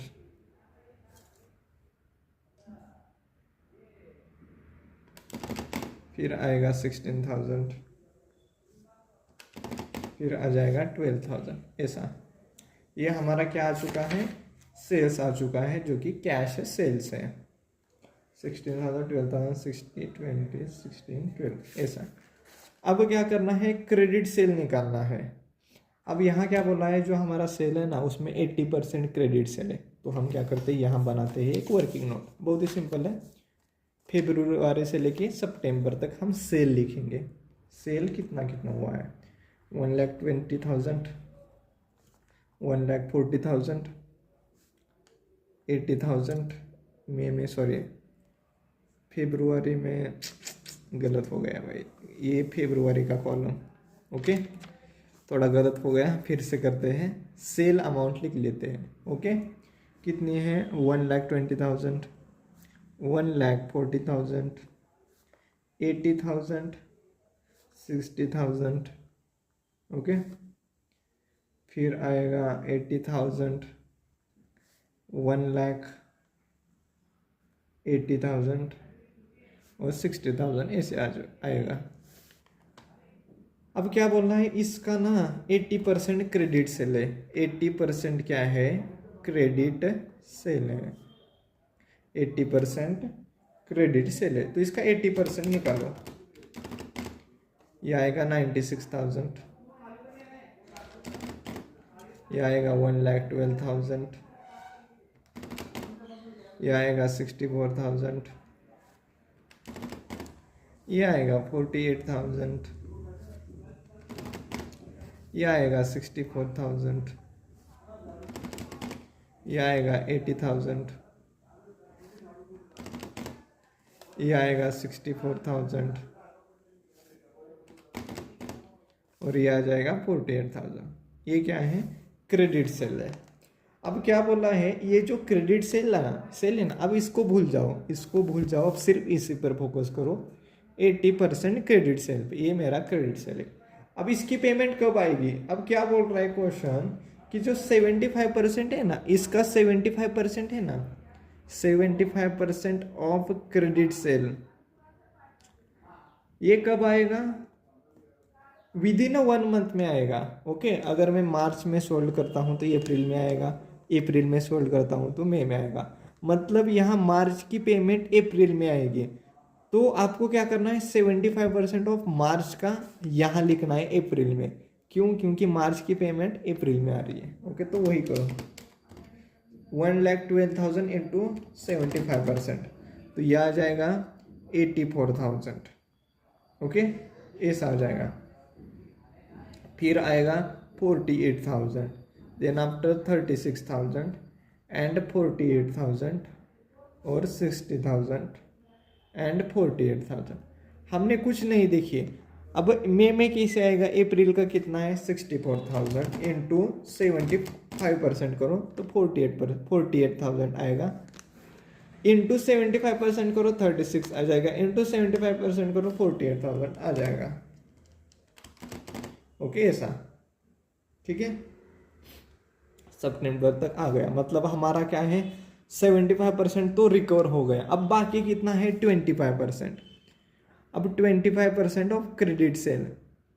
अब इसका जो 25% है ना, इसका जो 25%, वो क्या बोल रहा है, वो रिसीव होगा, वो रिसीव होगा कब, 2 मंथ्स आफ्टर द सेल। मतलब मैंने फरवरी में सेल किया तो अप्रैल में आ जाएगा। अब क्या करना है, 96,000 इंटू 25% करना है, तो यह आ जाएगा 24,000। ओके, अब 1,12,000 इंटू 25% करो तो यह आ जाएगा 28,000। अब इसी तरह से आपको करना है, तो आपका आ जाएगा दिस, ऐसे आ जाएगा। ओके, तो ये हमारा क्या हो जाएगा, रिकवर हो जाएगा कैश सेल्स, एक कैश सेल्स हो गया। ओके, तो यहाँ आ जाएगा 1,08,000, यहाँ 76,000, 52,000, 60,000, 76,000 और 68,000। ये हमारा क्या हुआ, कैश रिकवर हुआ फ्रॉम दी डेटर से। तो हम यहाँ लिख लेते हैं कलेक्शन फ्रॉम किससे, डेटर से, डेटर से। ओके, 1,08,000, 76,000, 52,000, 60,000, 76,000 और 68,000, ऐसे ऐसे आ जाएगा। अब और क्या बोला है कि अब आगे बोला है परचेस किया है हमें, परचेस। ओके, परचेस मतलब पेमेंट।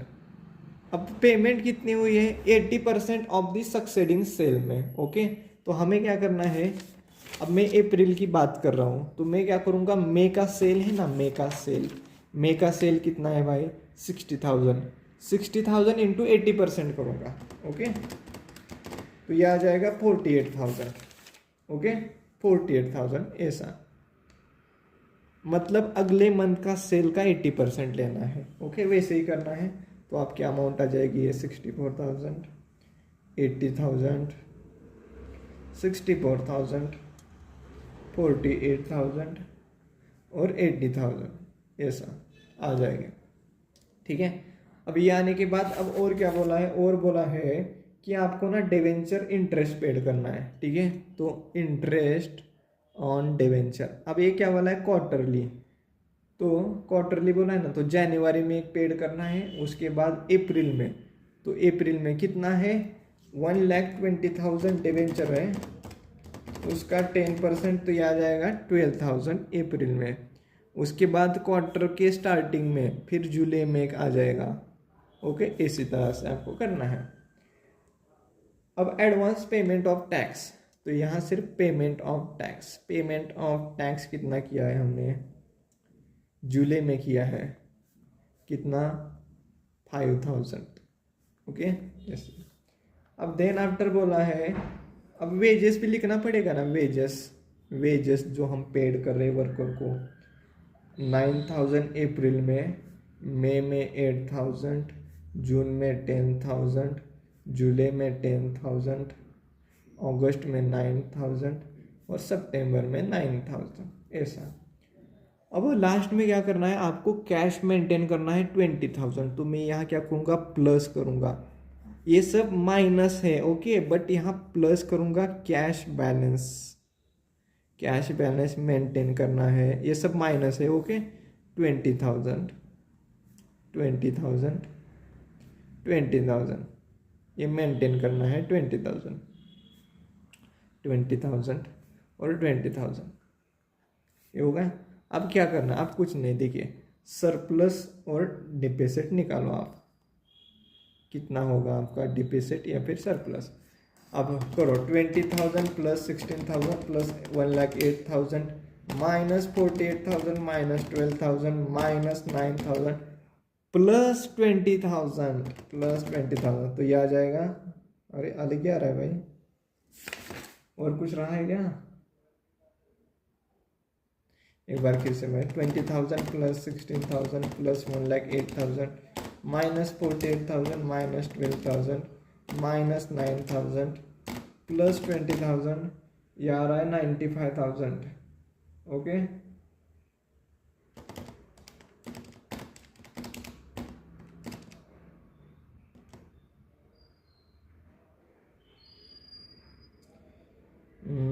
एक मिनट रुकिए,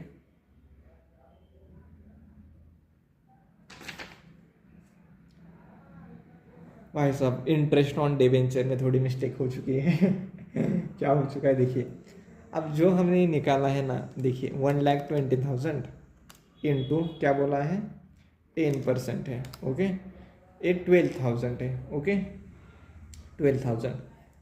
बट हम क्या कर रहे हैं यहाँ, क्वार्टरली कर रहे हैं, ये तो क्या है पूरे 4 क्वार्टर का आ गया, बट हमें क्या चाहिए 1 क्वार्टर का चाहिए।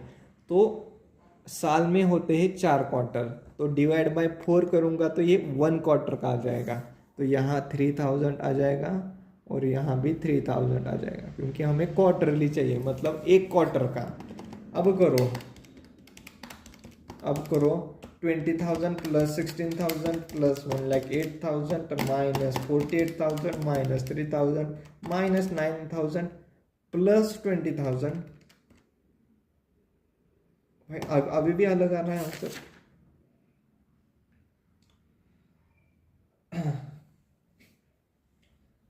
तो ये आ रहा है, एक मिनट रुकिए मुझे चेक करना पड़ेगा भाई साहब, क्या हो रहा है हमारे साथ, हमने तो सारा सही किया है।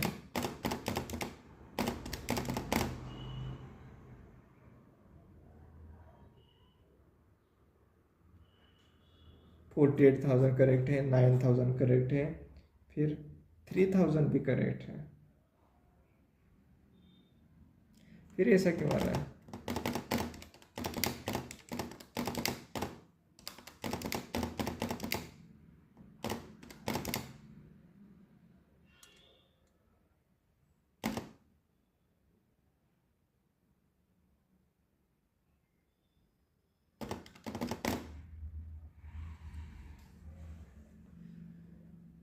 एक बार करिए, देखिए 20,000 plus 16,000 plus 1,08,000 okay, minus 48,000 minus 3,000 minus 9,000।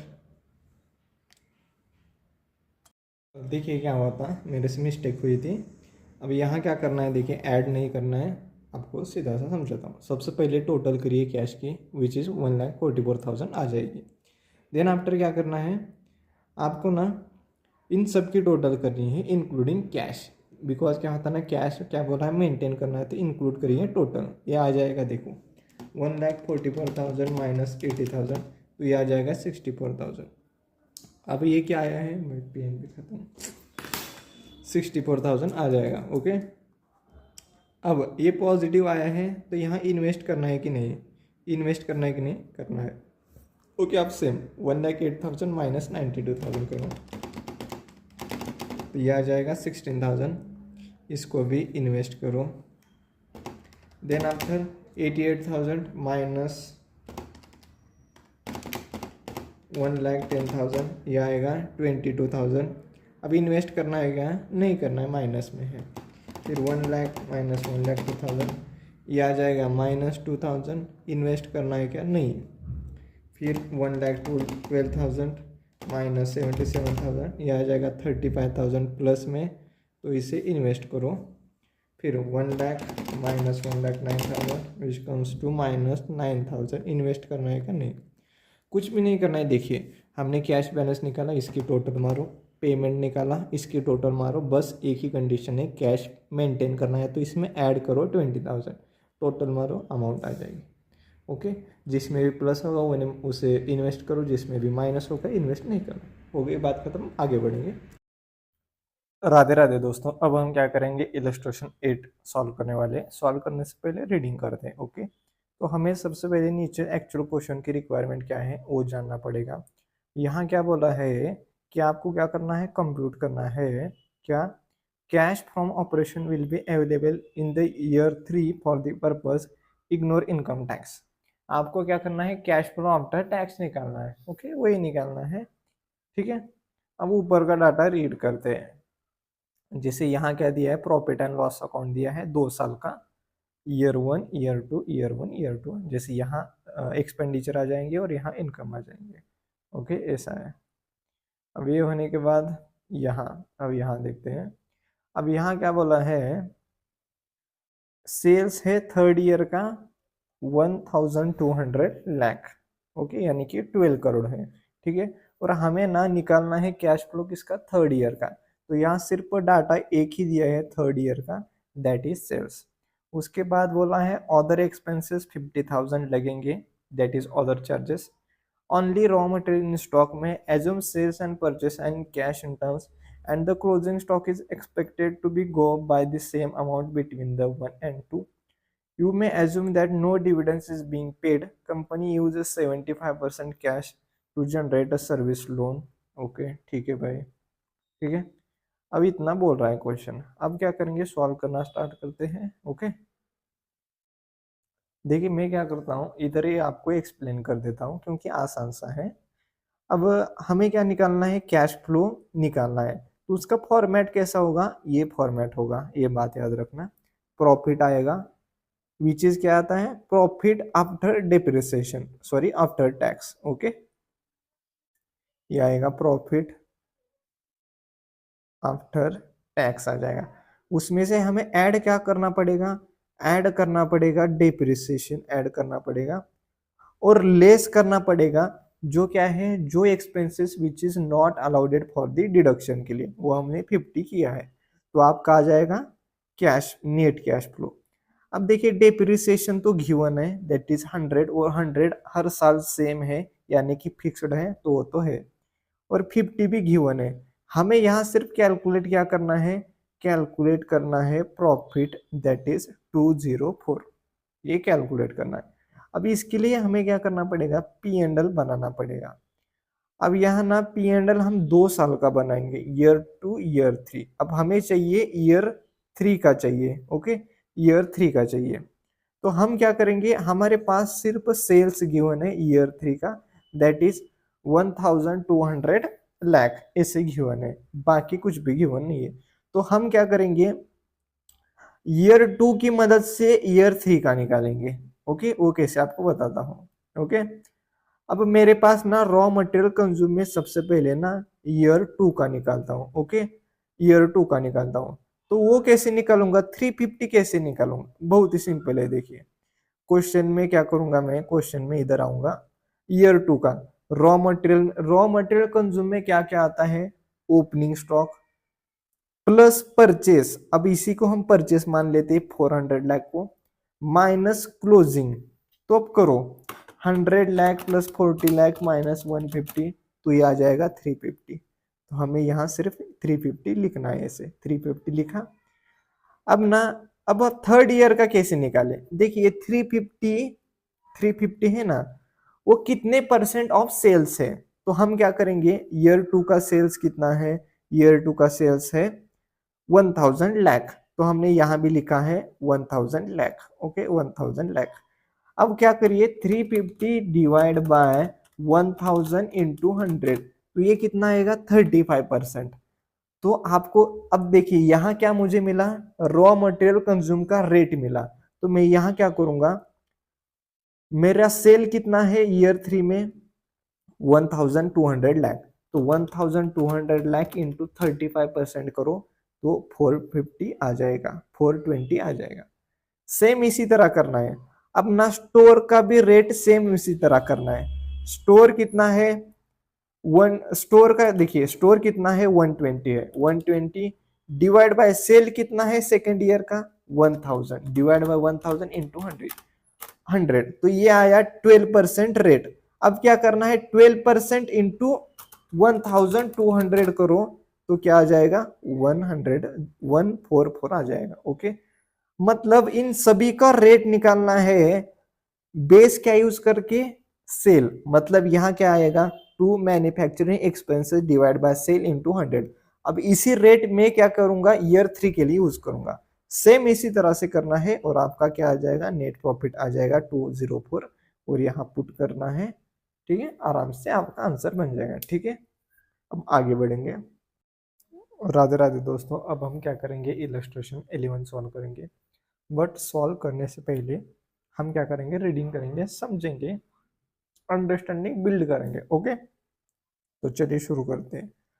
तो हमें क्या निकालना है वो जानना बहुत जरूरी है। यहाँ बोला है calculate cash cycle cash turnover, okay. Cash cycle and cash turnover क्या करना है कैलकुलेट करना है, ओके। सेकेंड चीज बोला है minimum amount of cash to be maintained to meet the payments as they become due. Minimum cash कितना maintain करना चाहिए वो बोलना है, निकालेंगे।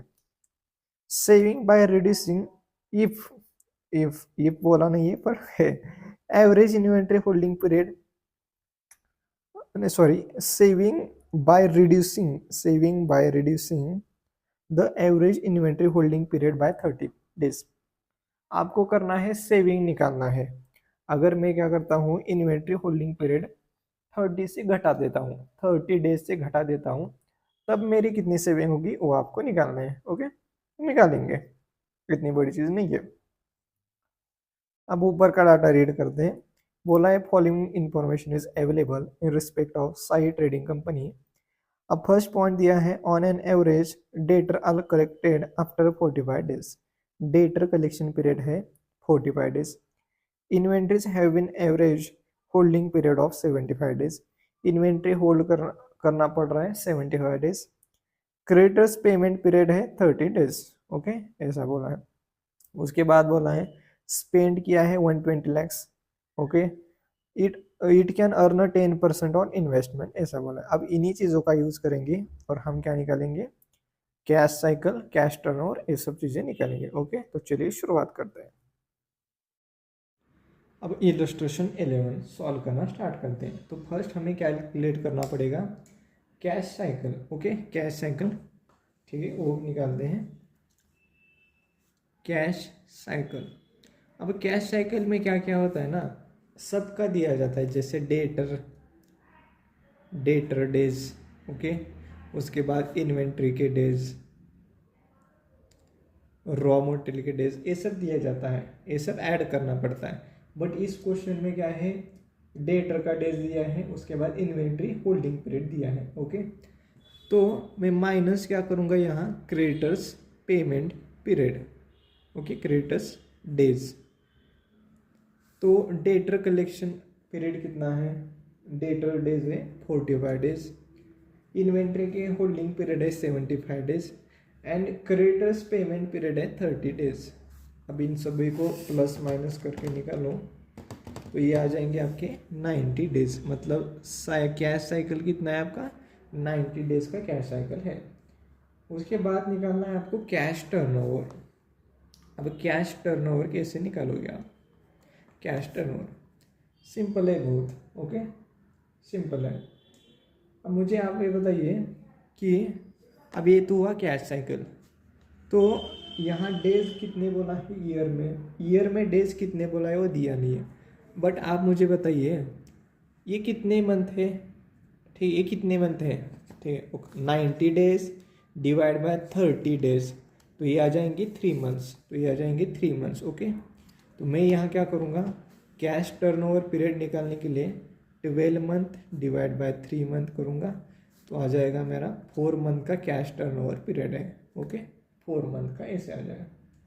उसके बाद बोला है मिनिमम अमाउंट आप कितना होल्ड करोगे, minimum amount of cash maintain, minimum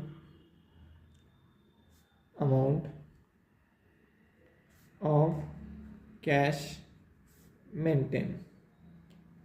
तो कुछ नहीं, देखिए हमने एक्सपेंसेस कितना किया है, स्पेंड किया है 120 लाख, डिवाइड बाय 4 मंथ करेंगे। ओके, 4 मंथ करेंगे, ठीक है, तो डिवाइड बाय 4 मंथ करो, तो ये आ जाएंगे 30 लाख, हमें इतना कैश अमाउंट मेंटेन करना पड़ेगा। अब सेविंग, अब थर्ड चीज़ क्या बोल रहा है कि अगर इन्वेंट्री होल्डिंग पीरियड, अगर इन्वेंट्री होल्डिंग पीरियड हम 30 से रिड्यूस करते हैं, 30 डेज से रिड्यूस करते हैं, तो क्या हो जाएगा। अब इन्वेंट्री होल्डिंग पीरियड कितना है, 75 डेज है, उससे हमें क्या करना है, 30 डेज से रिड्यूस करना है, तो ये आ जाएगा 45 डेज, 45 डेज आ गया। अब कैश साइकिल निकालो, कैश साइकिल कैसे आ जाएगी, सभी का debtor days inventory minus credit. अब डेटर डेज है 45, इन्वेंट्री है 45 और क्रेडिटर का है 30। अब देखो कितना आता है, तो ये आ जाएंगे 60 डेज। ओके, 60 डेज आ गए। अब 60 डेज आने के बाद अब निकालो क्या, कैश टर्नओवर, कैश टर्नओवर कितना, 12 मंथ। अब ये कितने हैं, 2 मंथ है, इससे अगर 30 से डिवाइड करोगे तो 2 मंथ आ जाएंगे, तो 12 मंथ डिवाइड बाय 2 मंथ, तो ये आ जाएगा 6 मंथ। अब यहाँ निकालना है minimum amount of cash maintained. Okay, 120 lakh divide by 6 month, तो ये आ जाएगा 20 लाख। अब पहले कितना लग रहा था, 30 लाख हमें कैश मेंटेन करना पड़ रहा था, अभी कितना लग रहा है, 20 लाख, यानी कि सेविंग कितनी हुई, 30 minus 20 is equal to 10 lakh की हमारी सेविंग हो चुकी है, ऐसा बोल रहा है क्वेश्चन। ओके, देखिए इसी तरह से सॉल्व करना है। अब आगे बढ़ेंगे। राधे राधे दोस्तों, अब हम क्या करेंगे, इलस्ट्रेशन नंबर 17 स्टार्ट करेंगे। तो सबसे पहले हमें नीचे देखना पड़ेगा क्वेश्चन की रिक्वायरमेंट क्या है। यहाँ क्या बोला है, एक मिनट रुकिए।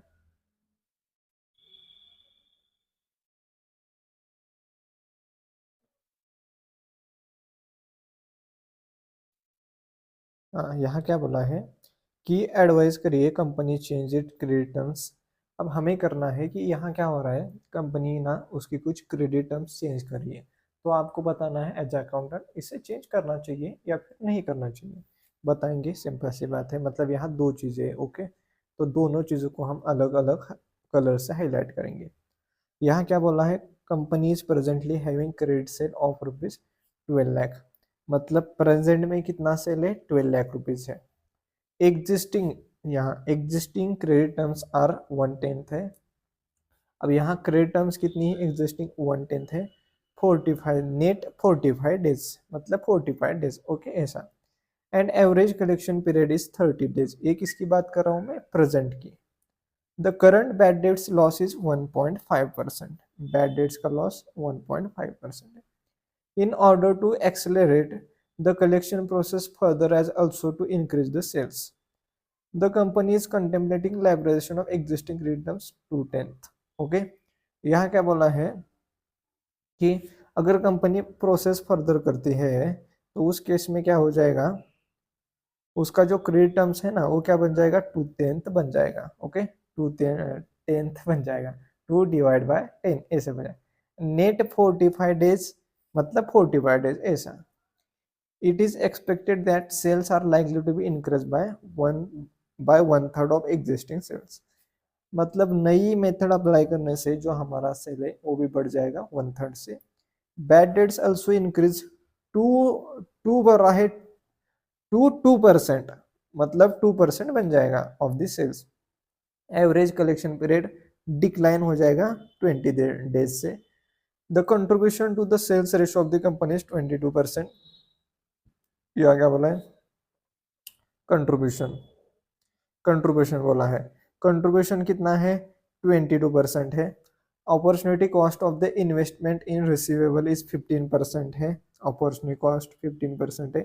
प्री टैक्स बोला है, मतलब इस पर टैक्स हमें लगाना पड़ेगा 50% टैक्स से, यानी 80%, भैया क्या बोला 50% and 80% of the customer in terms of sales renew are expect to avail cash discount under the existing and leveragation. Okay, एक बार इसे में देखिए यहाँ क्या बोला है। ओके, अब जो 80% है वो किसके लिए है, लेवरेजेशन स्कीम के लिए क्या है, डिस्काउंट है। ओके, डिस्काउंट है। और जो 50% है वो एग्जिस्टिंग के लिए है, ठीक है, ऐसा डिस्काउंट बोला है, ऐसा बोला है। अब जो टैक्स रेट है वो कॉमन है, वो कितना है 30%, ऐसा बोला है, ठीक है।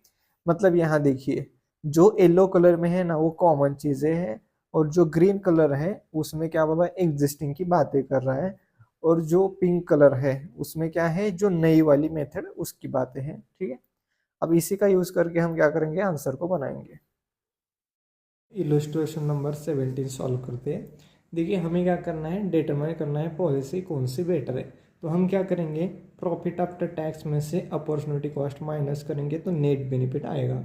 अब इसी को हम क्या करेंगे, नेट बेनिफिट से डिटरमाइन करेंगे कि हम नई पॉलिसी अच्छी है या फिर खराब है।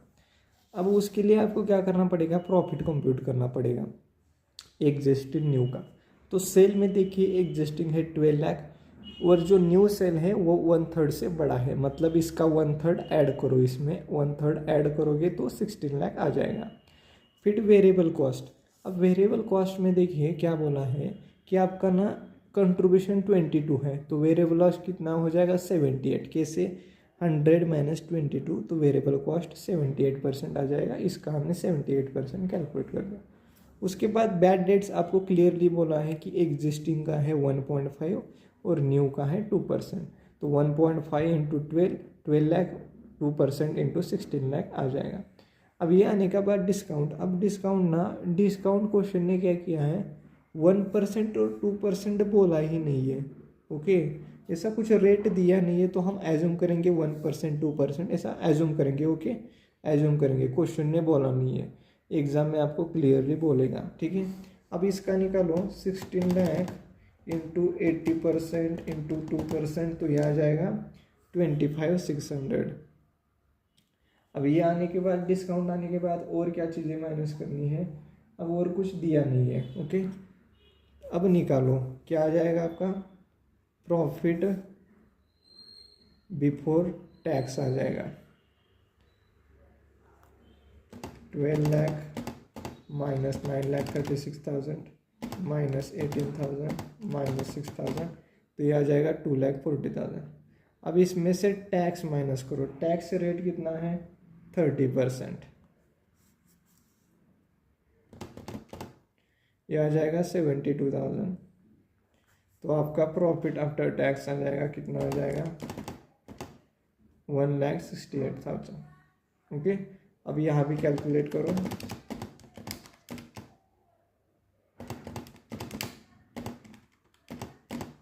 यह आ जाएगा 294,400, इसका 25% आ जाएगा 73,600, और यह आ जाएगा 2,94,400। टैक्स रेट 30% है, 30% है। ओके, मैंने गलती से 25 लिया था, 30% है, तो ये आ जाएगा 206,080। ओके, ऐसा आ जाएगा। अब प्रॉफिट आफ्टर टैक्स आ गया। अब यहाँ लिख लेते हैं, इसका आया है 206,080 और इसका आया है 1,68,000। अब अपॉर्चुनिटी कॉस्ट कंप्यूट करनी है। अब कैसे कंप्यूट करते हैं आपको बताता हूँ। उसका फॉर्मूला होता है, अगर मुझे अपॉर्चुनिटी कॉस्ट करनी है तो मैं कैसे करूँगा, total cost into collection period divide by days in year कितने हैं, और return on investment into return on investment ऐसे। अब टोटल कॉस्ट में क्या क्या आएगा देखिए, वेरिएबल कॉस्ट आ सकता है, फिक्स्ड कॉस्ट आ सकती है, ऐसा बैड डेट्स नहीं आएगा टोटल कॉस्ट में। ओके, ये बात याद रखना। अब यहाँ ना वेरिएबल कॉस्ट है, ओके, वेरिएबल कॉस्ट है तो ये आ जाएगी, कैश डिस्काउंट नहीं आता। ओके, 9,36,000 इंटू एग्जिस्टिंग का कलेक्शन पीरियड कितना है, कलेक्शन पीरियड था 30 डिवाइड बाय 360, और रिटर्न ऑन इन्वेस्टमेंट कितना है, रिटर्न ऑन इन्वेस्टमेंट है कितना है 15%, बट ये प्री टैक्स है, इसमें से 30% माइनस करो, 15 माइनस 30% तो आ जाएगा 10.5%, तो यह आ जाएगा 10.5%। तो कैलकुलेट करो,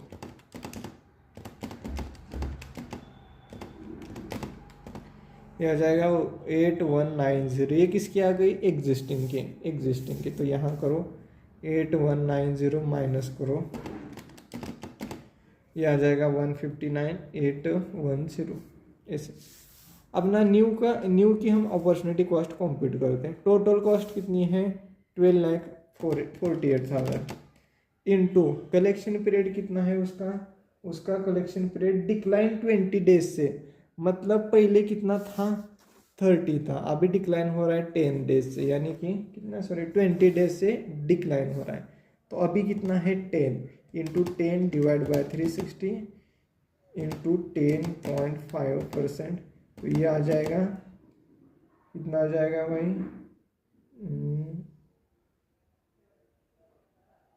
एक मिनट रुकिए, सॉरी, डिक्लाइन 2 बोला है 2, मतलब अभी 20 डेज है, बाय नहीं बोला है, 2 बोला है।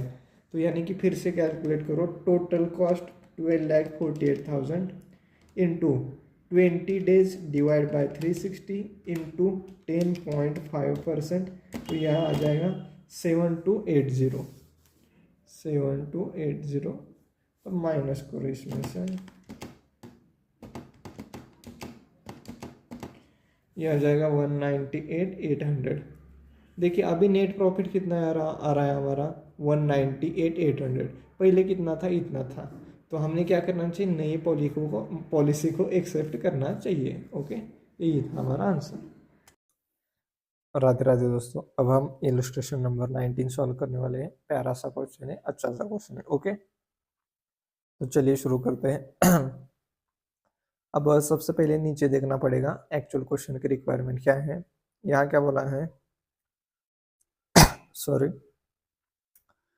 शुड मोसी क्या बोला है भाई, मोसासिक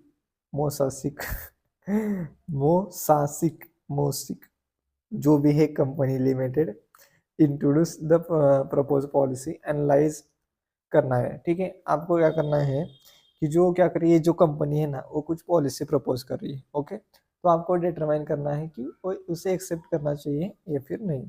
ठीक है, अब डाटा रीड करते हैं। मतलब यहाँ डाटा दो तरीके से होगा, एग्जिस्टिंग वाला और न्यू वाला।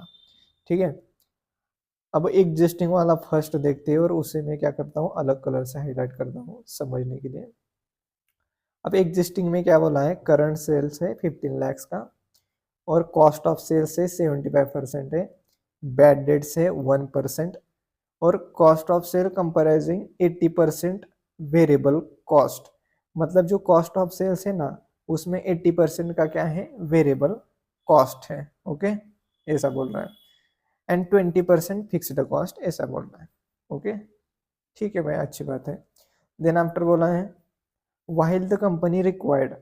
ओके, मतलब यहाँ एग्जिस्टिंग में देखिए, एग्जिस्टिंग में ना अगर आपने 75% का कैलकुलेट किया कॉस्ट ऑफ सेल्स, तो उसमें उसी में क्या इंक्लूड है, वेरिएबल भी है और 20% फिक्स्ड भी है। ओके, ऐसे बोल रहा है, कोई बात नहीं, निकालेंगे। While company required rate of return 12%। अब यहाँ क्या है, जो रेट ऑफ रिटर्न है वो कितना है, 12% है। Company limited currently allows customer 30 days credit, मतलब कलेक्शन पीरियड कितना है कस्टमर के लिए, 30 days, but is considering increase this 60 days credit in order to increase sale. अब यहाँ से नया डाटा शुरू होता है।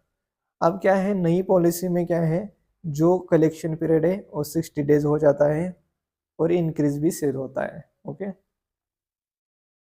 अब यहाँ क्या बोला है, it has been estimated that this change in policies increase the sale by 15%। New policies की वजह से सेल्स कितना होगा, 15% चेंज होगा। बैड डेट्स इंक्रीज होगा कितने, 1% टू 4%, मतलब 4% हो जाएगा क्या, बैड डेट्स। टू बोला है, टू यानी कि 4% बन जाएगा। It is not expected that policy change will result in increase in fixed cost and creditors and stock will be remain unchange. मतलब यहाँ फिक्स्ड कॉस्ट और fixed cost fixed cost and creditors and stock remain unchanged रहेंगे, और days दिया है 360 days in a year. अब इसी का डाटा का यूज करके हम आंसर बनाएंगे। ओके, इलस्ट्रेशन नंबर 19 सॉल्व करना स्टार्ट करते हैं।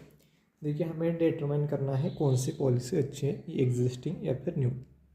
कुछ नहीं, प्रॉफिट आफ्टर टैक्स निकालना है, माइनस अपॉर्चुनिटी कॉस्ट करना है और नेट बेनिफिट देखना है।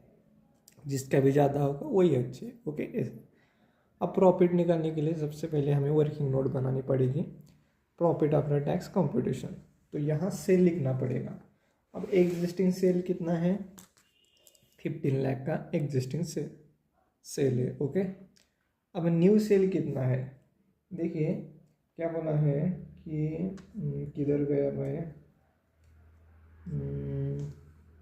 हाँ, जो न्यू सेल है ना वो 15% से बढ़ा है, यानी कि 15 लाख प्लस 15%, तो यह आया है 17,25,000 सेल।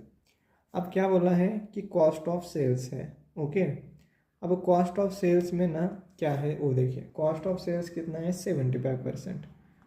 अब 75% इन दोनों का निकालो, तो ये आ जाएगा 12,93,750 और ये आ जाएगा 11,25,000, ऐसे बोला है। अब क्वेश्चन ने क्या बोला है कि ये जो कॉस्ट ऑफ सेल्स है ना, इसमें क्या है, 80% आपका वेरिएबल है और क्या है, 20% फिक्स्ड है। ओके, ऐसा बोला है, 20% फिक्स्ड कॉस्ट है। ओके, ऐसा बोला है, ऐसा क्वेश्चन आपको बोल रहा है। ठीक है, एक मिनट रुकिए,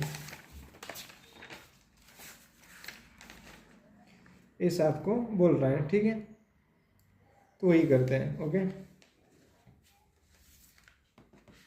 ठीक है, अब ऐसा बोल रहा है। अब 80%, अब इसका 80% देखो, 11,25,000 इंटू 80%, ये कितना आया, 9 लाख। अब इसका 25% करो, सॉरी 20% करो, तो ये आएगा 2,25,000, ऐसे। ओके, ओके, अब इन दोनों की टोटल करो, दोनों की टोटल आ जाएगी 11,25,000 आ गई। अब इसे खोड़ो, इसे हटाओ, क्यों, क्योंकि हमने कॉस्ट ऑफ सेल निकाला ना भाई, यही कॉस्ट ऑफ सेल है। ठीक है, आपको समझाने के लिए मैंने ऐसा लिखा था। ओके, अब ये क्या है, फिक्स्ड कॉस्ट। अब आप ही मुझे बताइए, अगर सेल इंक्रीज हुआ डिक्रीज हुआ, फिक्स्ड कॉस्ट पर कुछ फर्क पड़ेगा क्या, नहीं। तो ये फिक्स्ड कॉस्ट सेम इधर रहेगी, 2,25,000। अब इसमें ना ये क्या है, कॉस्ट ऑफ सेल है 75%। अब इसमें वेरिएबल कितना है, 80%, वो निकालो, 12,93,750, 80%, ये आ जाएगा 10,35,000। अब इन दोनों की टोटल करो, टोटल आ जाएगी 12,60,000। ओके, अब इसको हटाओ, इसका काम तमाम हो गया, क्योंकि हमें समझना था। देखिए, यही आपको ना घुमाने के लिए दिया है एडजस्टमेंट। आपको बोला है कि कॉस्ट ऑफ सेल 75% है, बट इसमें ना 80% आपका वेरिएबल है और 20% फिक्स्ड है। तो आपको समझ में आना चाहिए कि यार फिक्स्ड कॉस्ट तो हमेशा फिक्स्ड रहती है, तो ऐसा। ओके, अब आगे देखते हैं आगे क्या बोला है कि आगे बोला है और कुछ कॉस्ट दिया है क्या? हाँ, बैड डेट्स एक दिया है, बैड डेट्स। अब बैड डेट्स कितना बोला है? बैड डेट्स बोला है 1% है एग्जिस्टिंग का और 4% है न्यू का, ये सेल का। ओके, सेल का 1%, तो यह आ जाएगा 15,000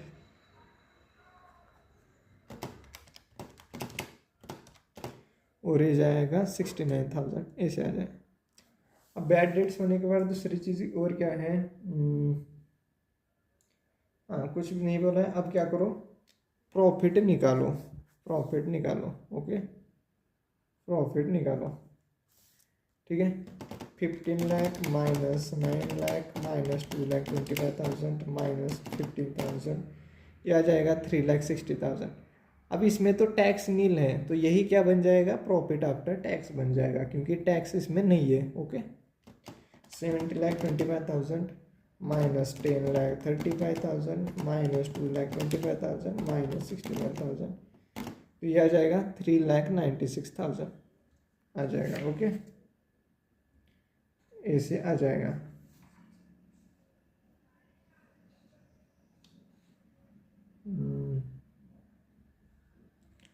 ठीक है, यही आ जाएगा ना। एक मिनट रुकिए, एक मिनट रुकिए।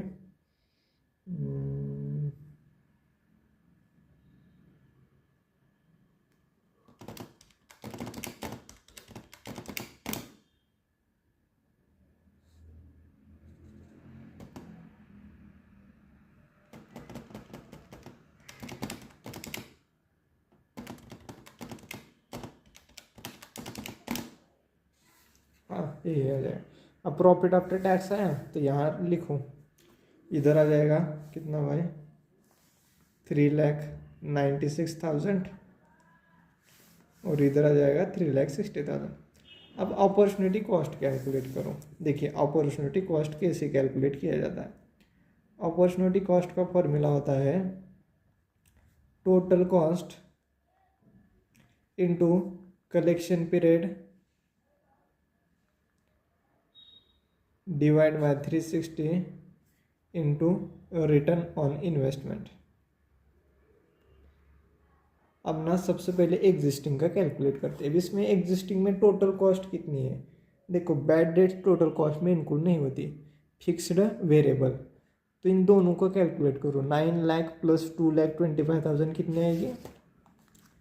9 लाख प्लस 2,25,000, तो ये आ जाएगी 11,25,000। अब डेटर कलेक्शन पीरियड कितना है? डेटर कलेक्शन पीरियड है 30 डेज का, into 30 divide by 360 into rate of return कितना है? 12%, तो यह आ जाएगा 11,250। तो यहाँ लिख लेते हैं 11,250 माइनस करो इसमें से, तो ये आ जाएगा 348,750 आपका नेट बेनिफिट। अब न्यू में कैलकुलेट करते हैं। न्यू में टोटल कॉस्ट कितनी है? 10,35,000 प्लस 2,25,000, 10,35,000 प्लस 2,25,000, 12,60,000। अब डेटर कलेक्शन पीरियड कितना है? 60 इंटू 60 डिवाइड बाय 360 इंटू 12%, तो यह आ जाएगा 25,200। 25,200 माइनस करो, यह आ जाएगा 370,800, ऐसे आ जाएगा। अब ना देखिए, प्रॉफिट किसका बढ़ा है? इसका बढ़ा है। कितने से बढ़ा है? एक्सेस से बेनिफिट, यानी कि प्रॉफिट कितना है एक्सेस, वो देखो, यह रहा है 12,050, यानी कि न्यू पॉलिसी एक्सेप्ट करना चाहिए। ओके, ऐसा हमारा आंसर था।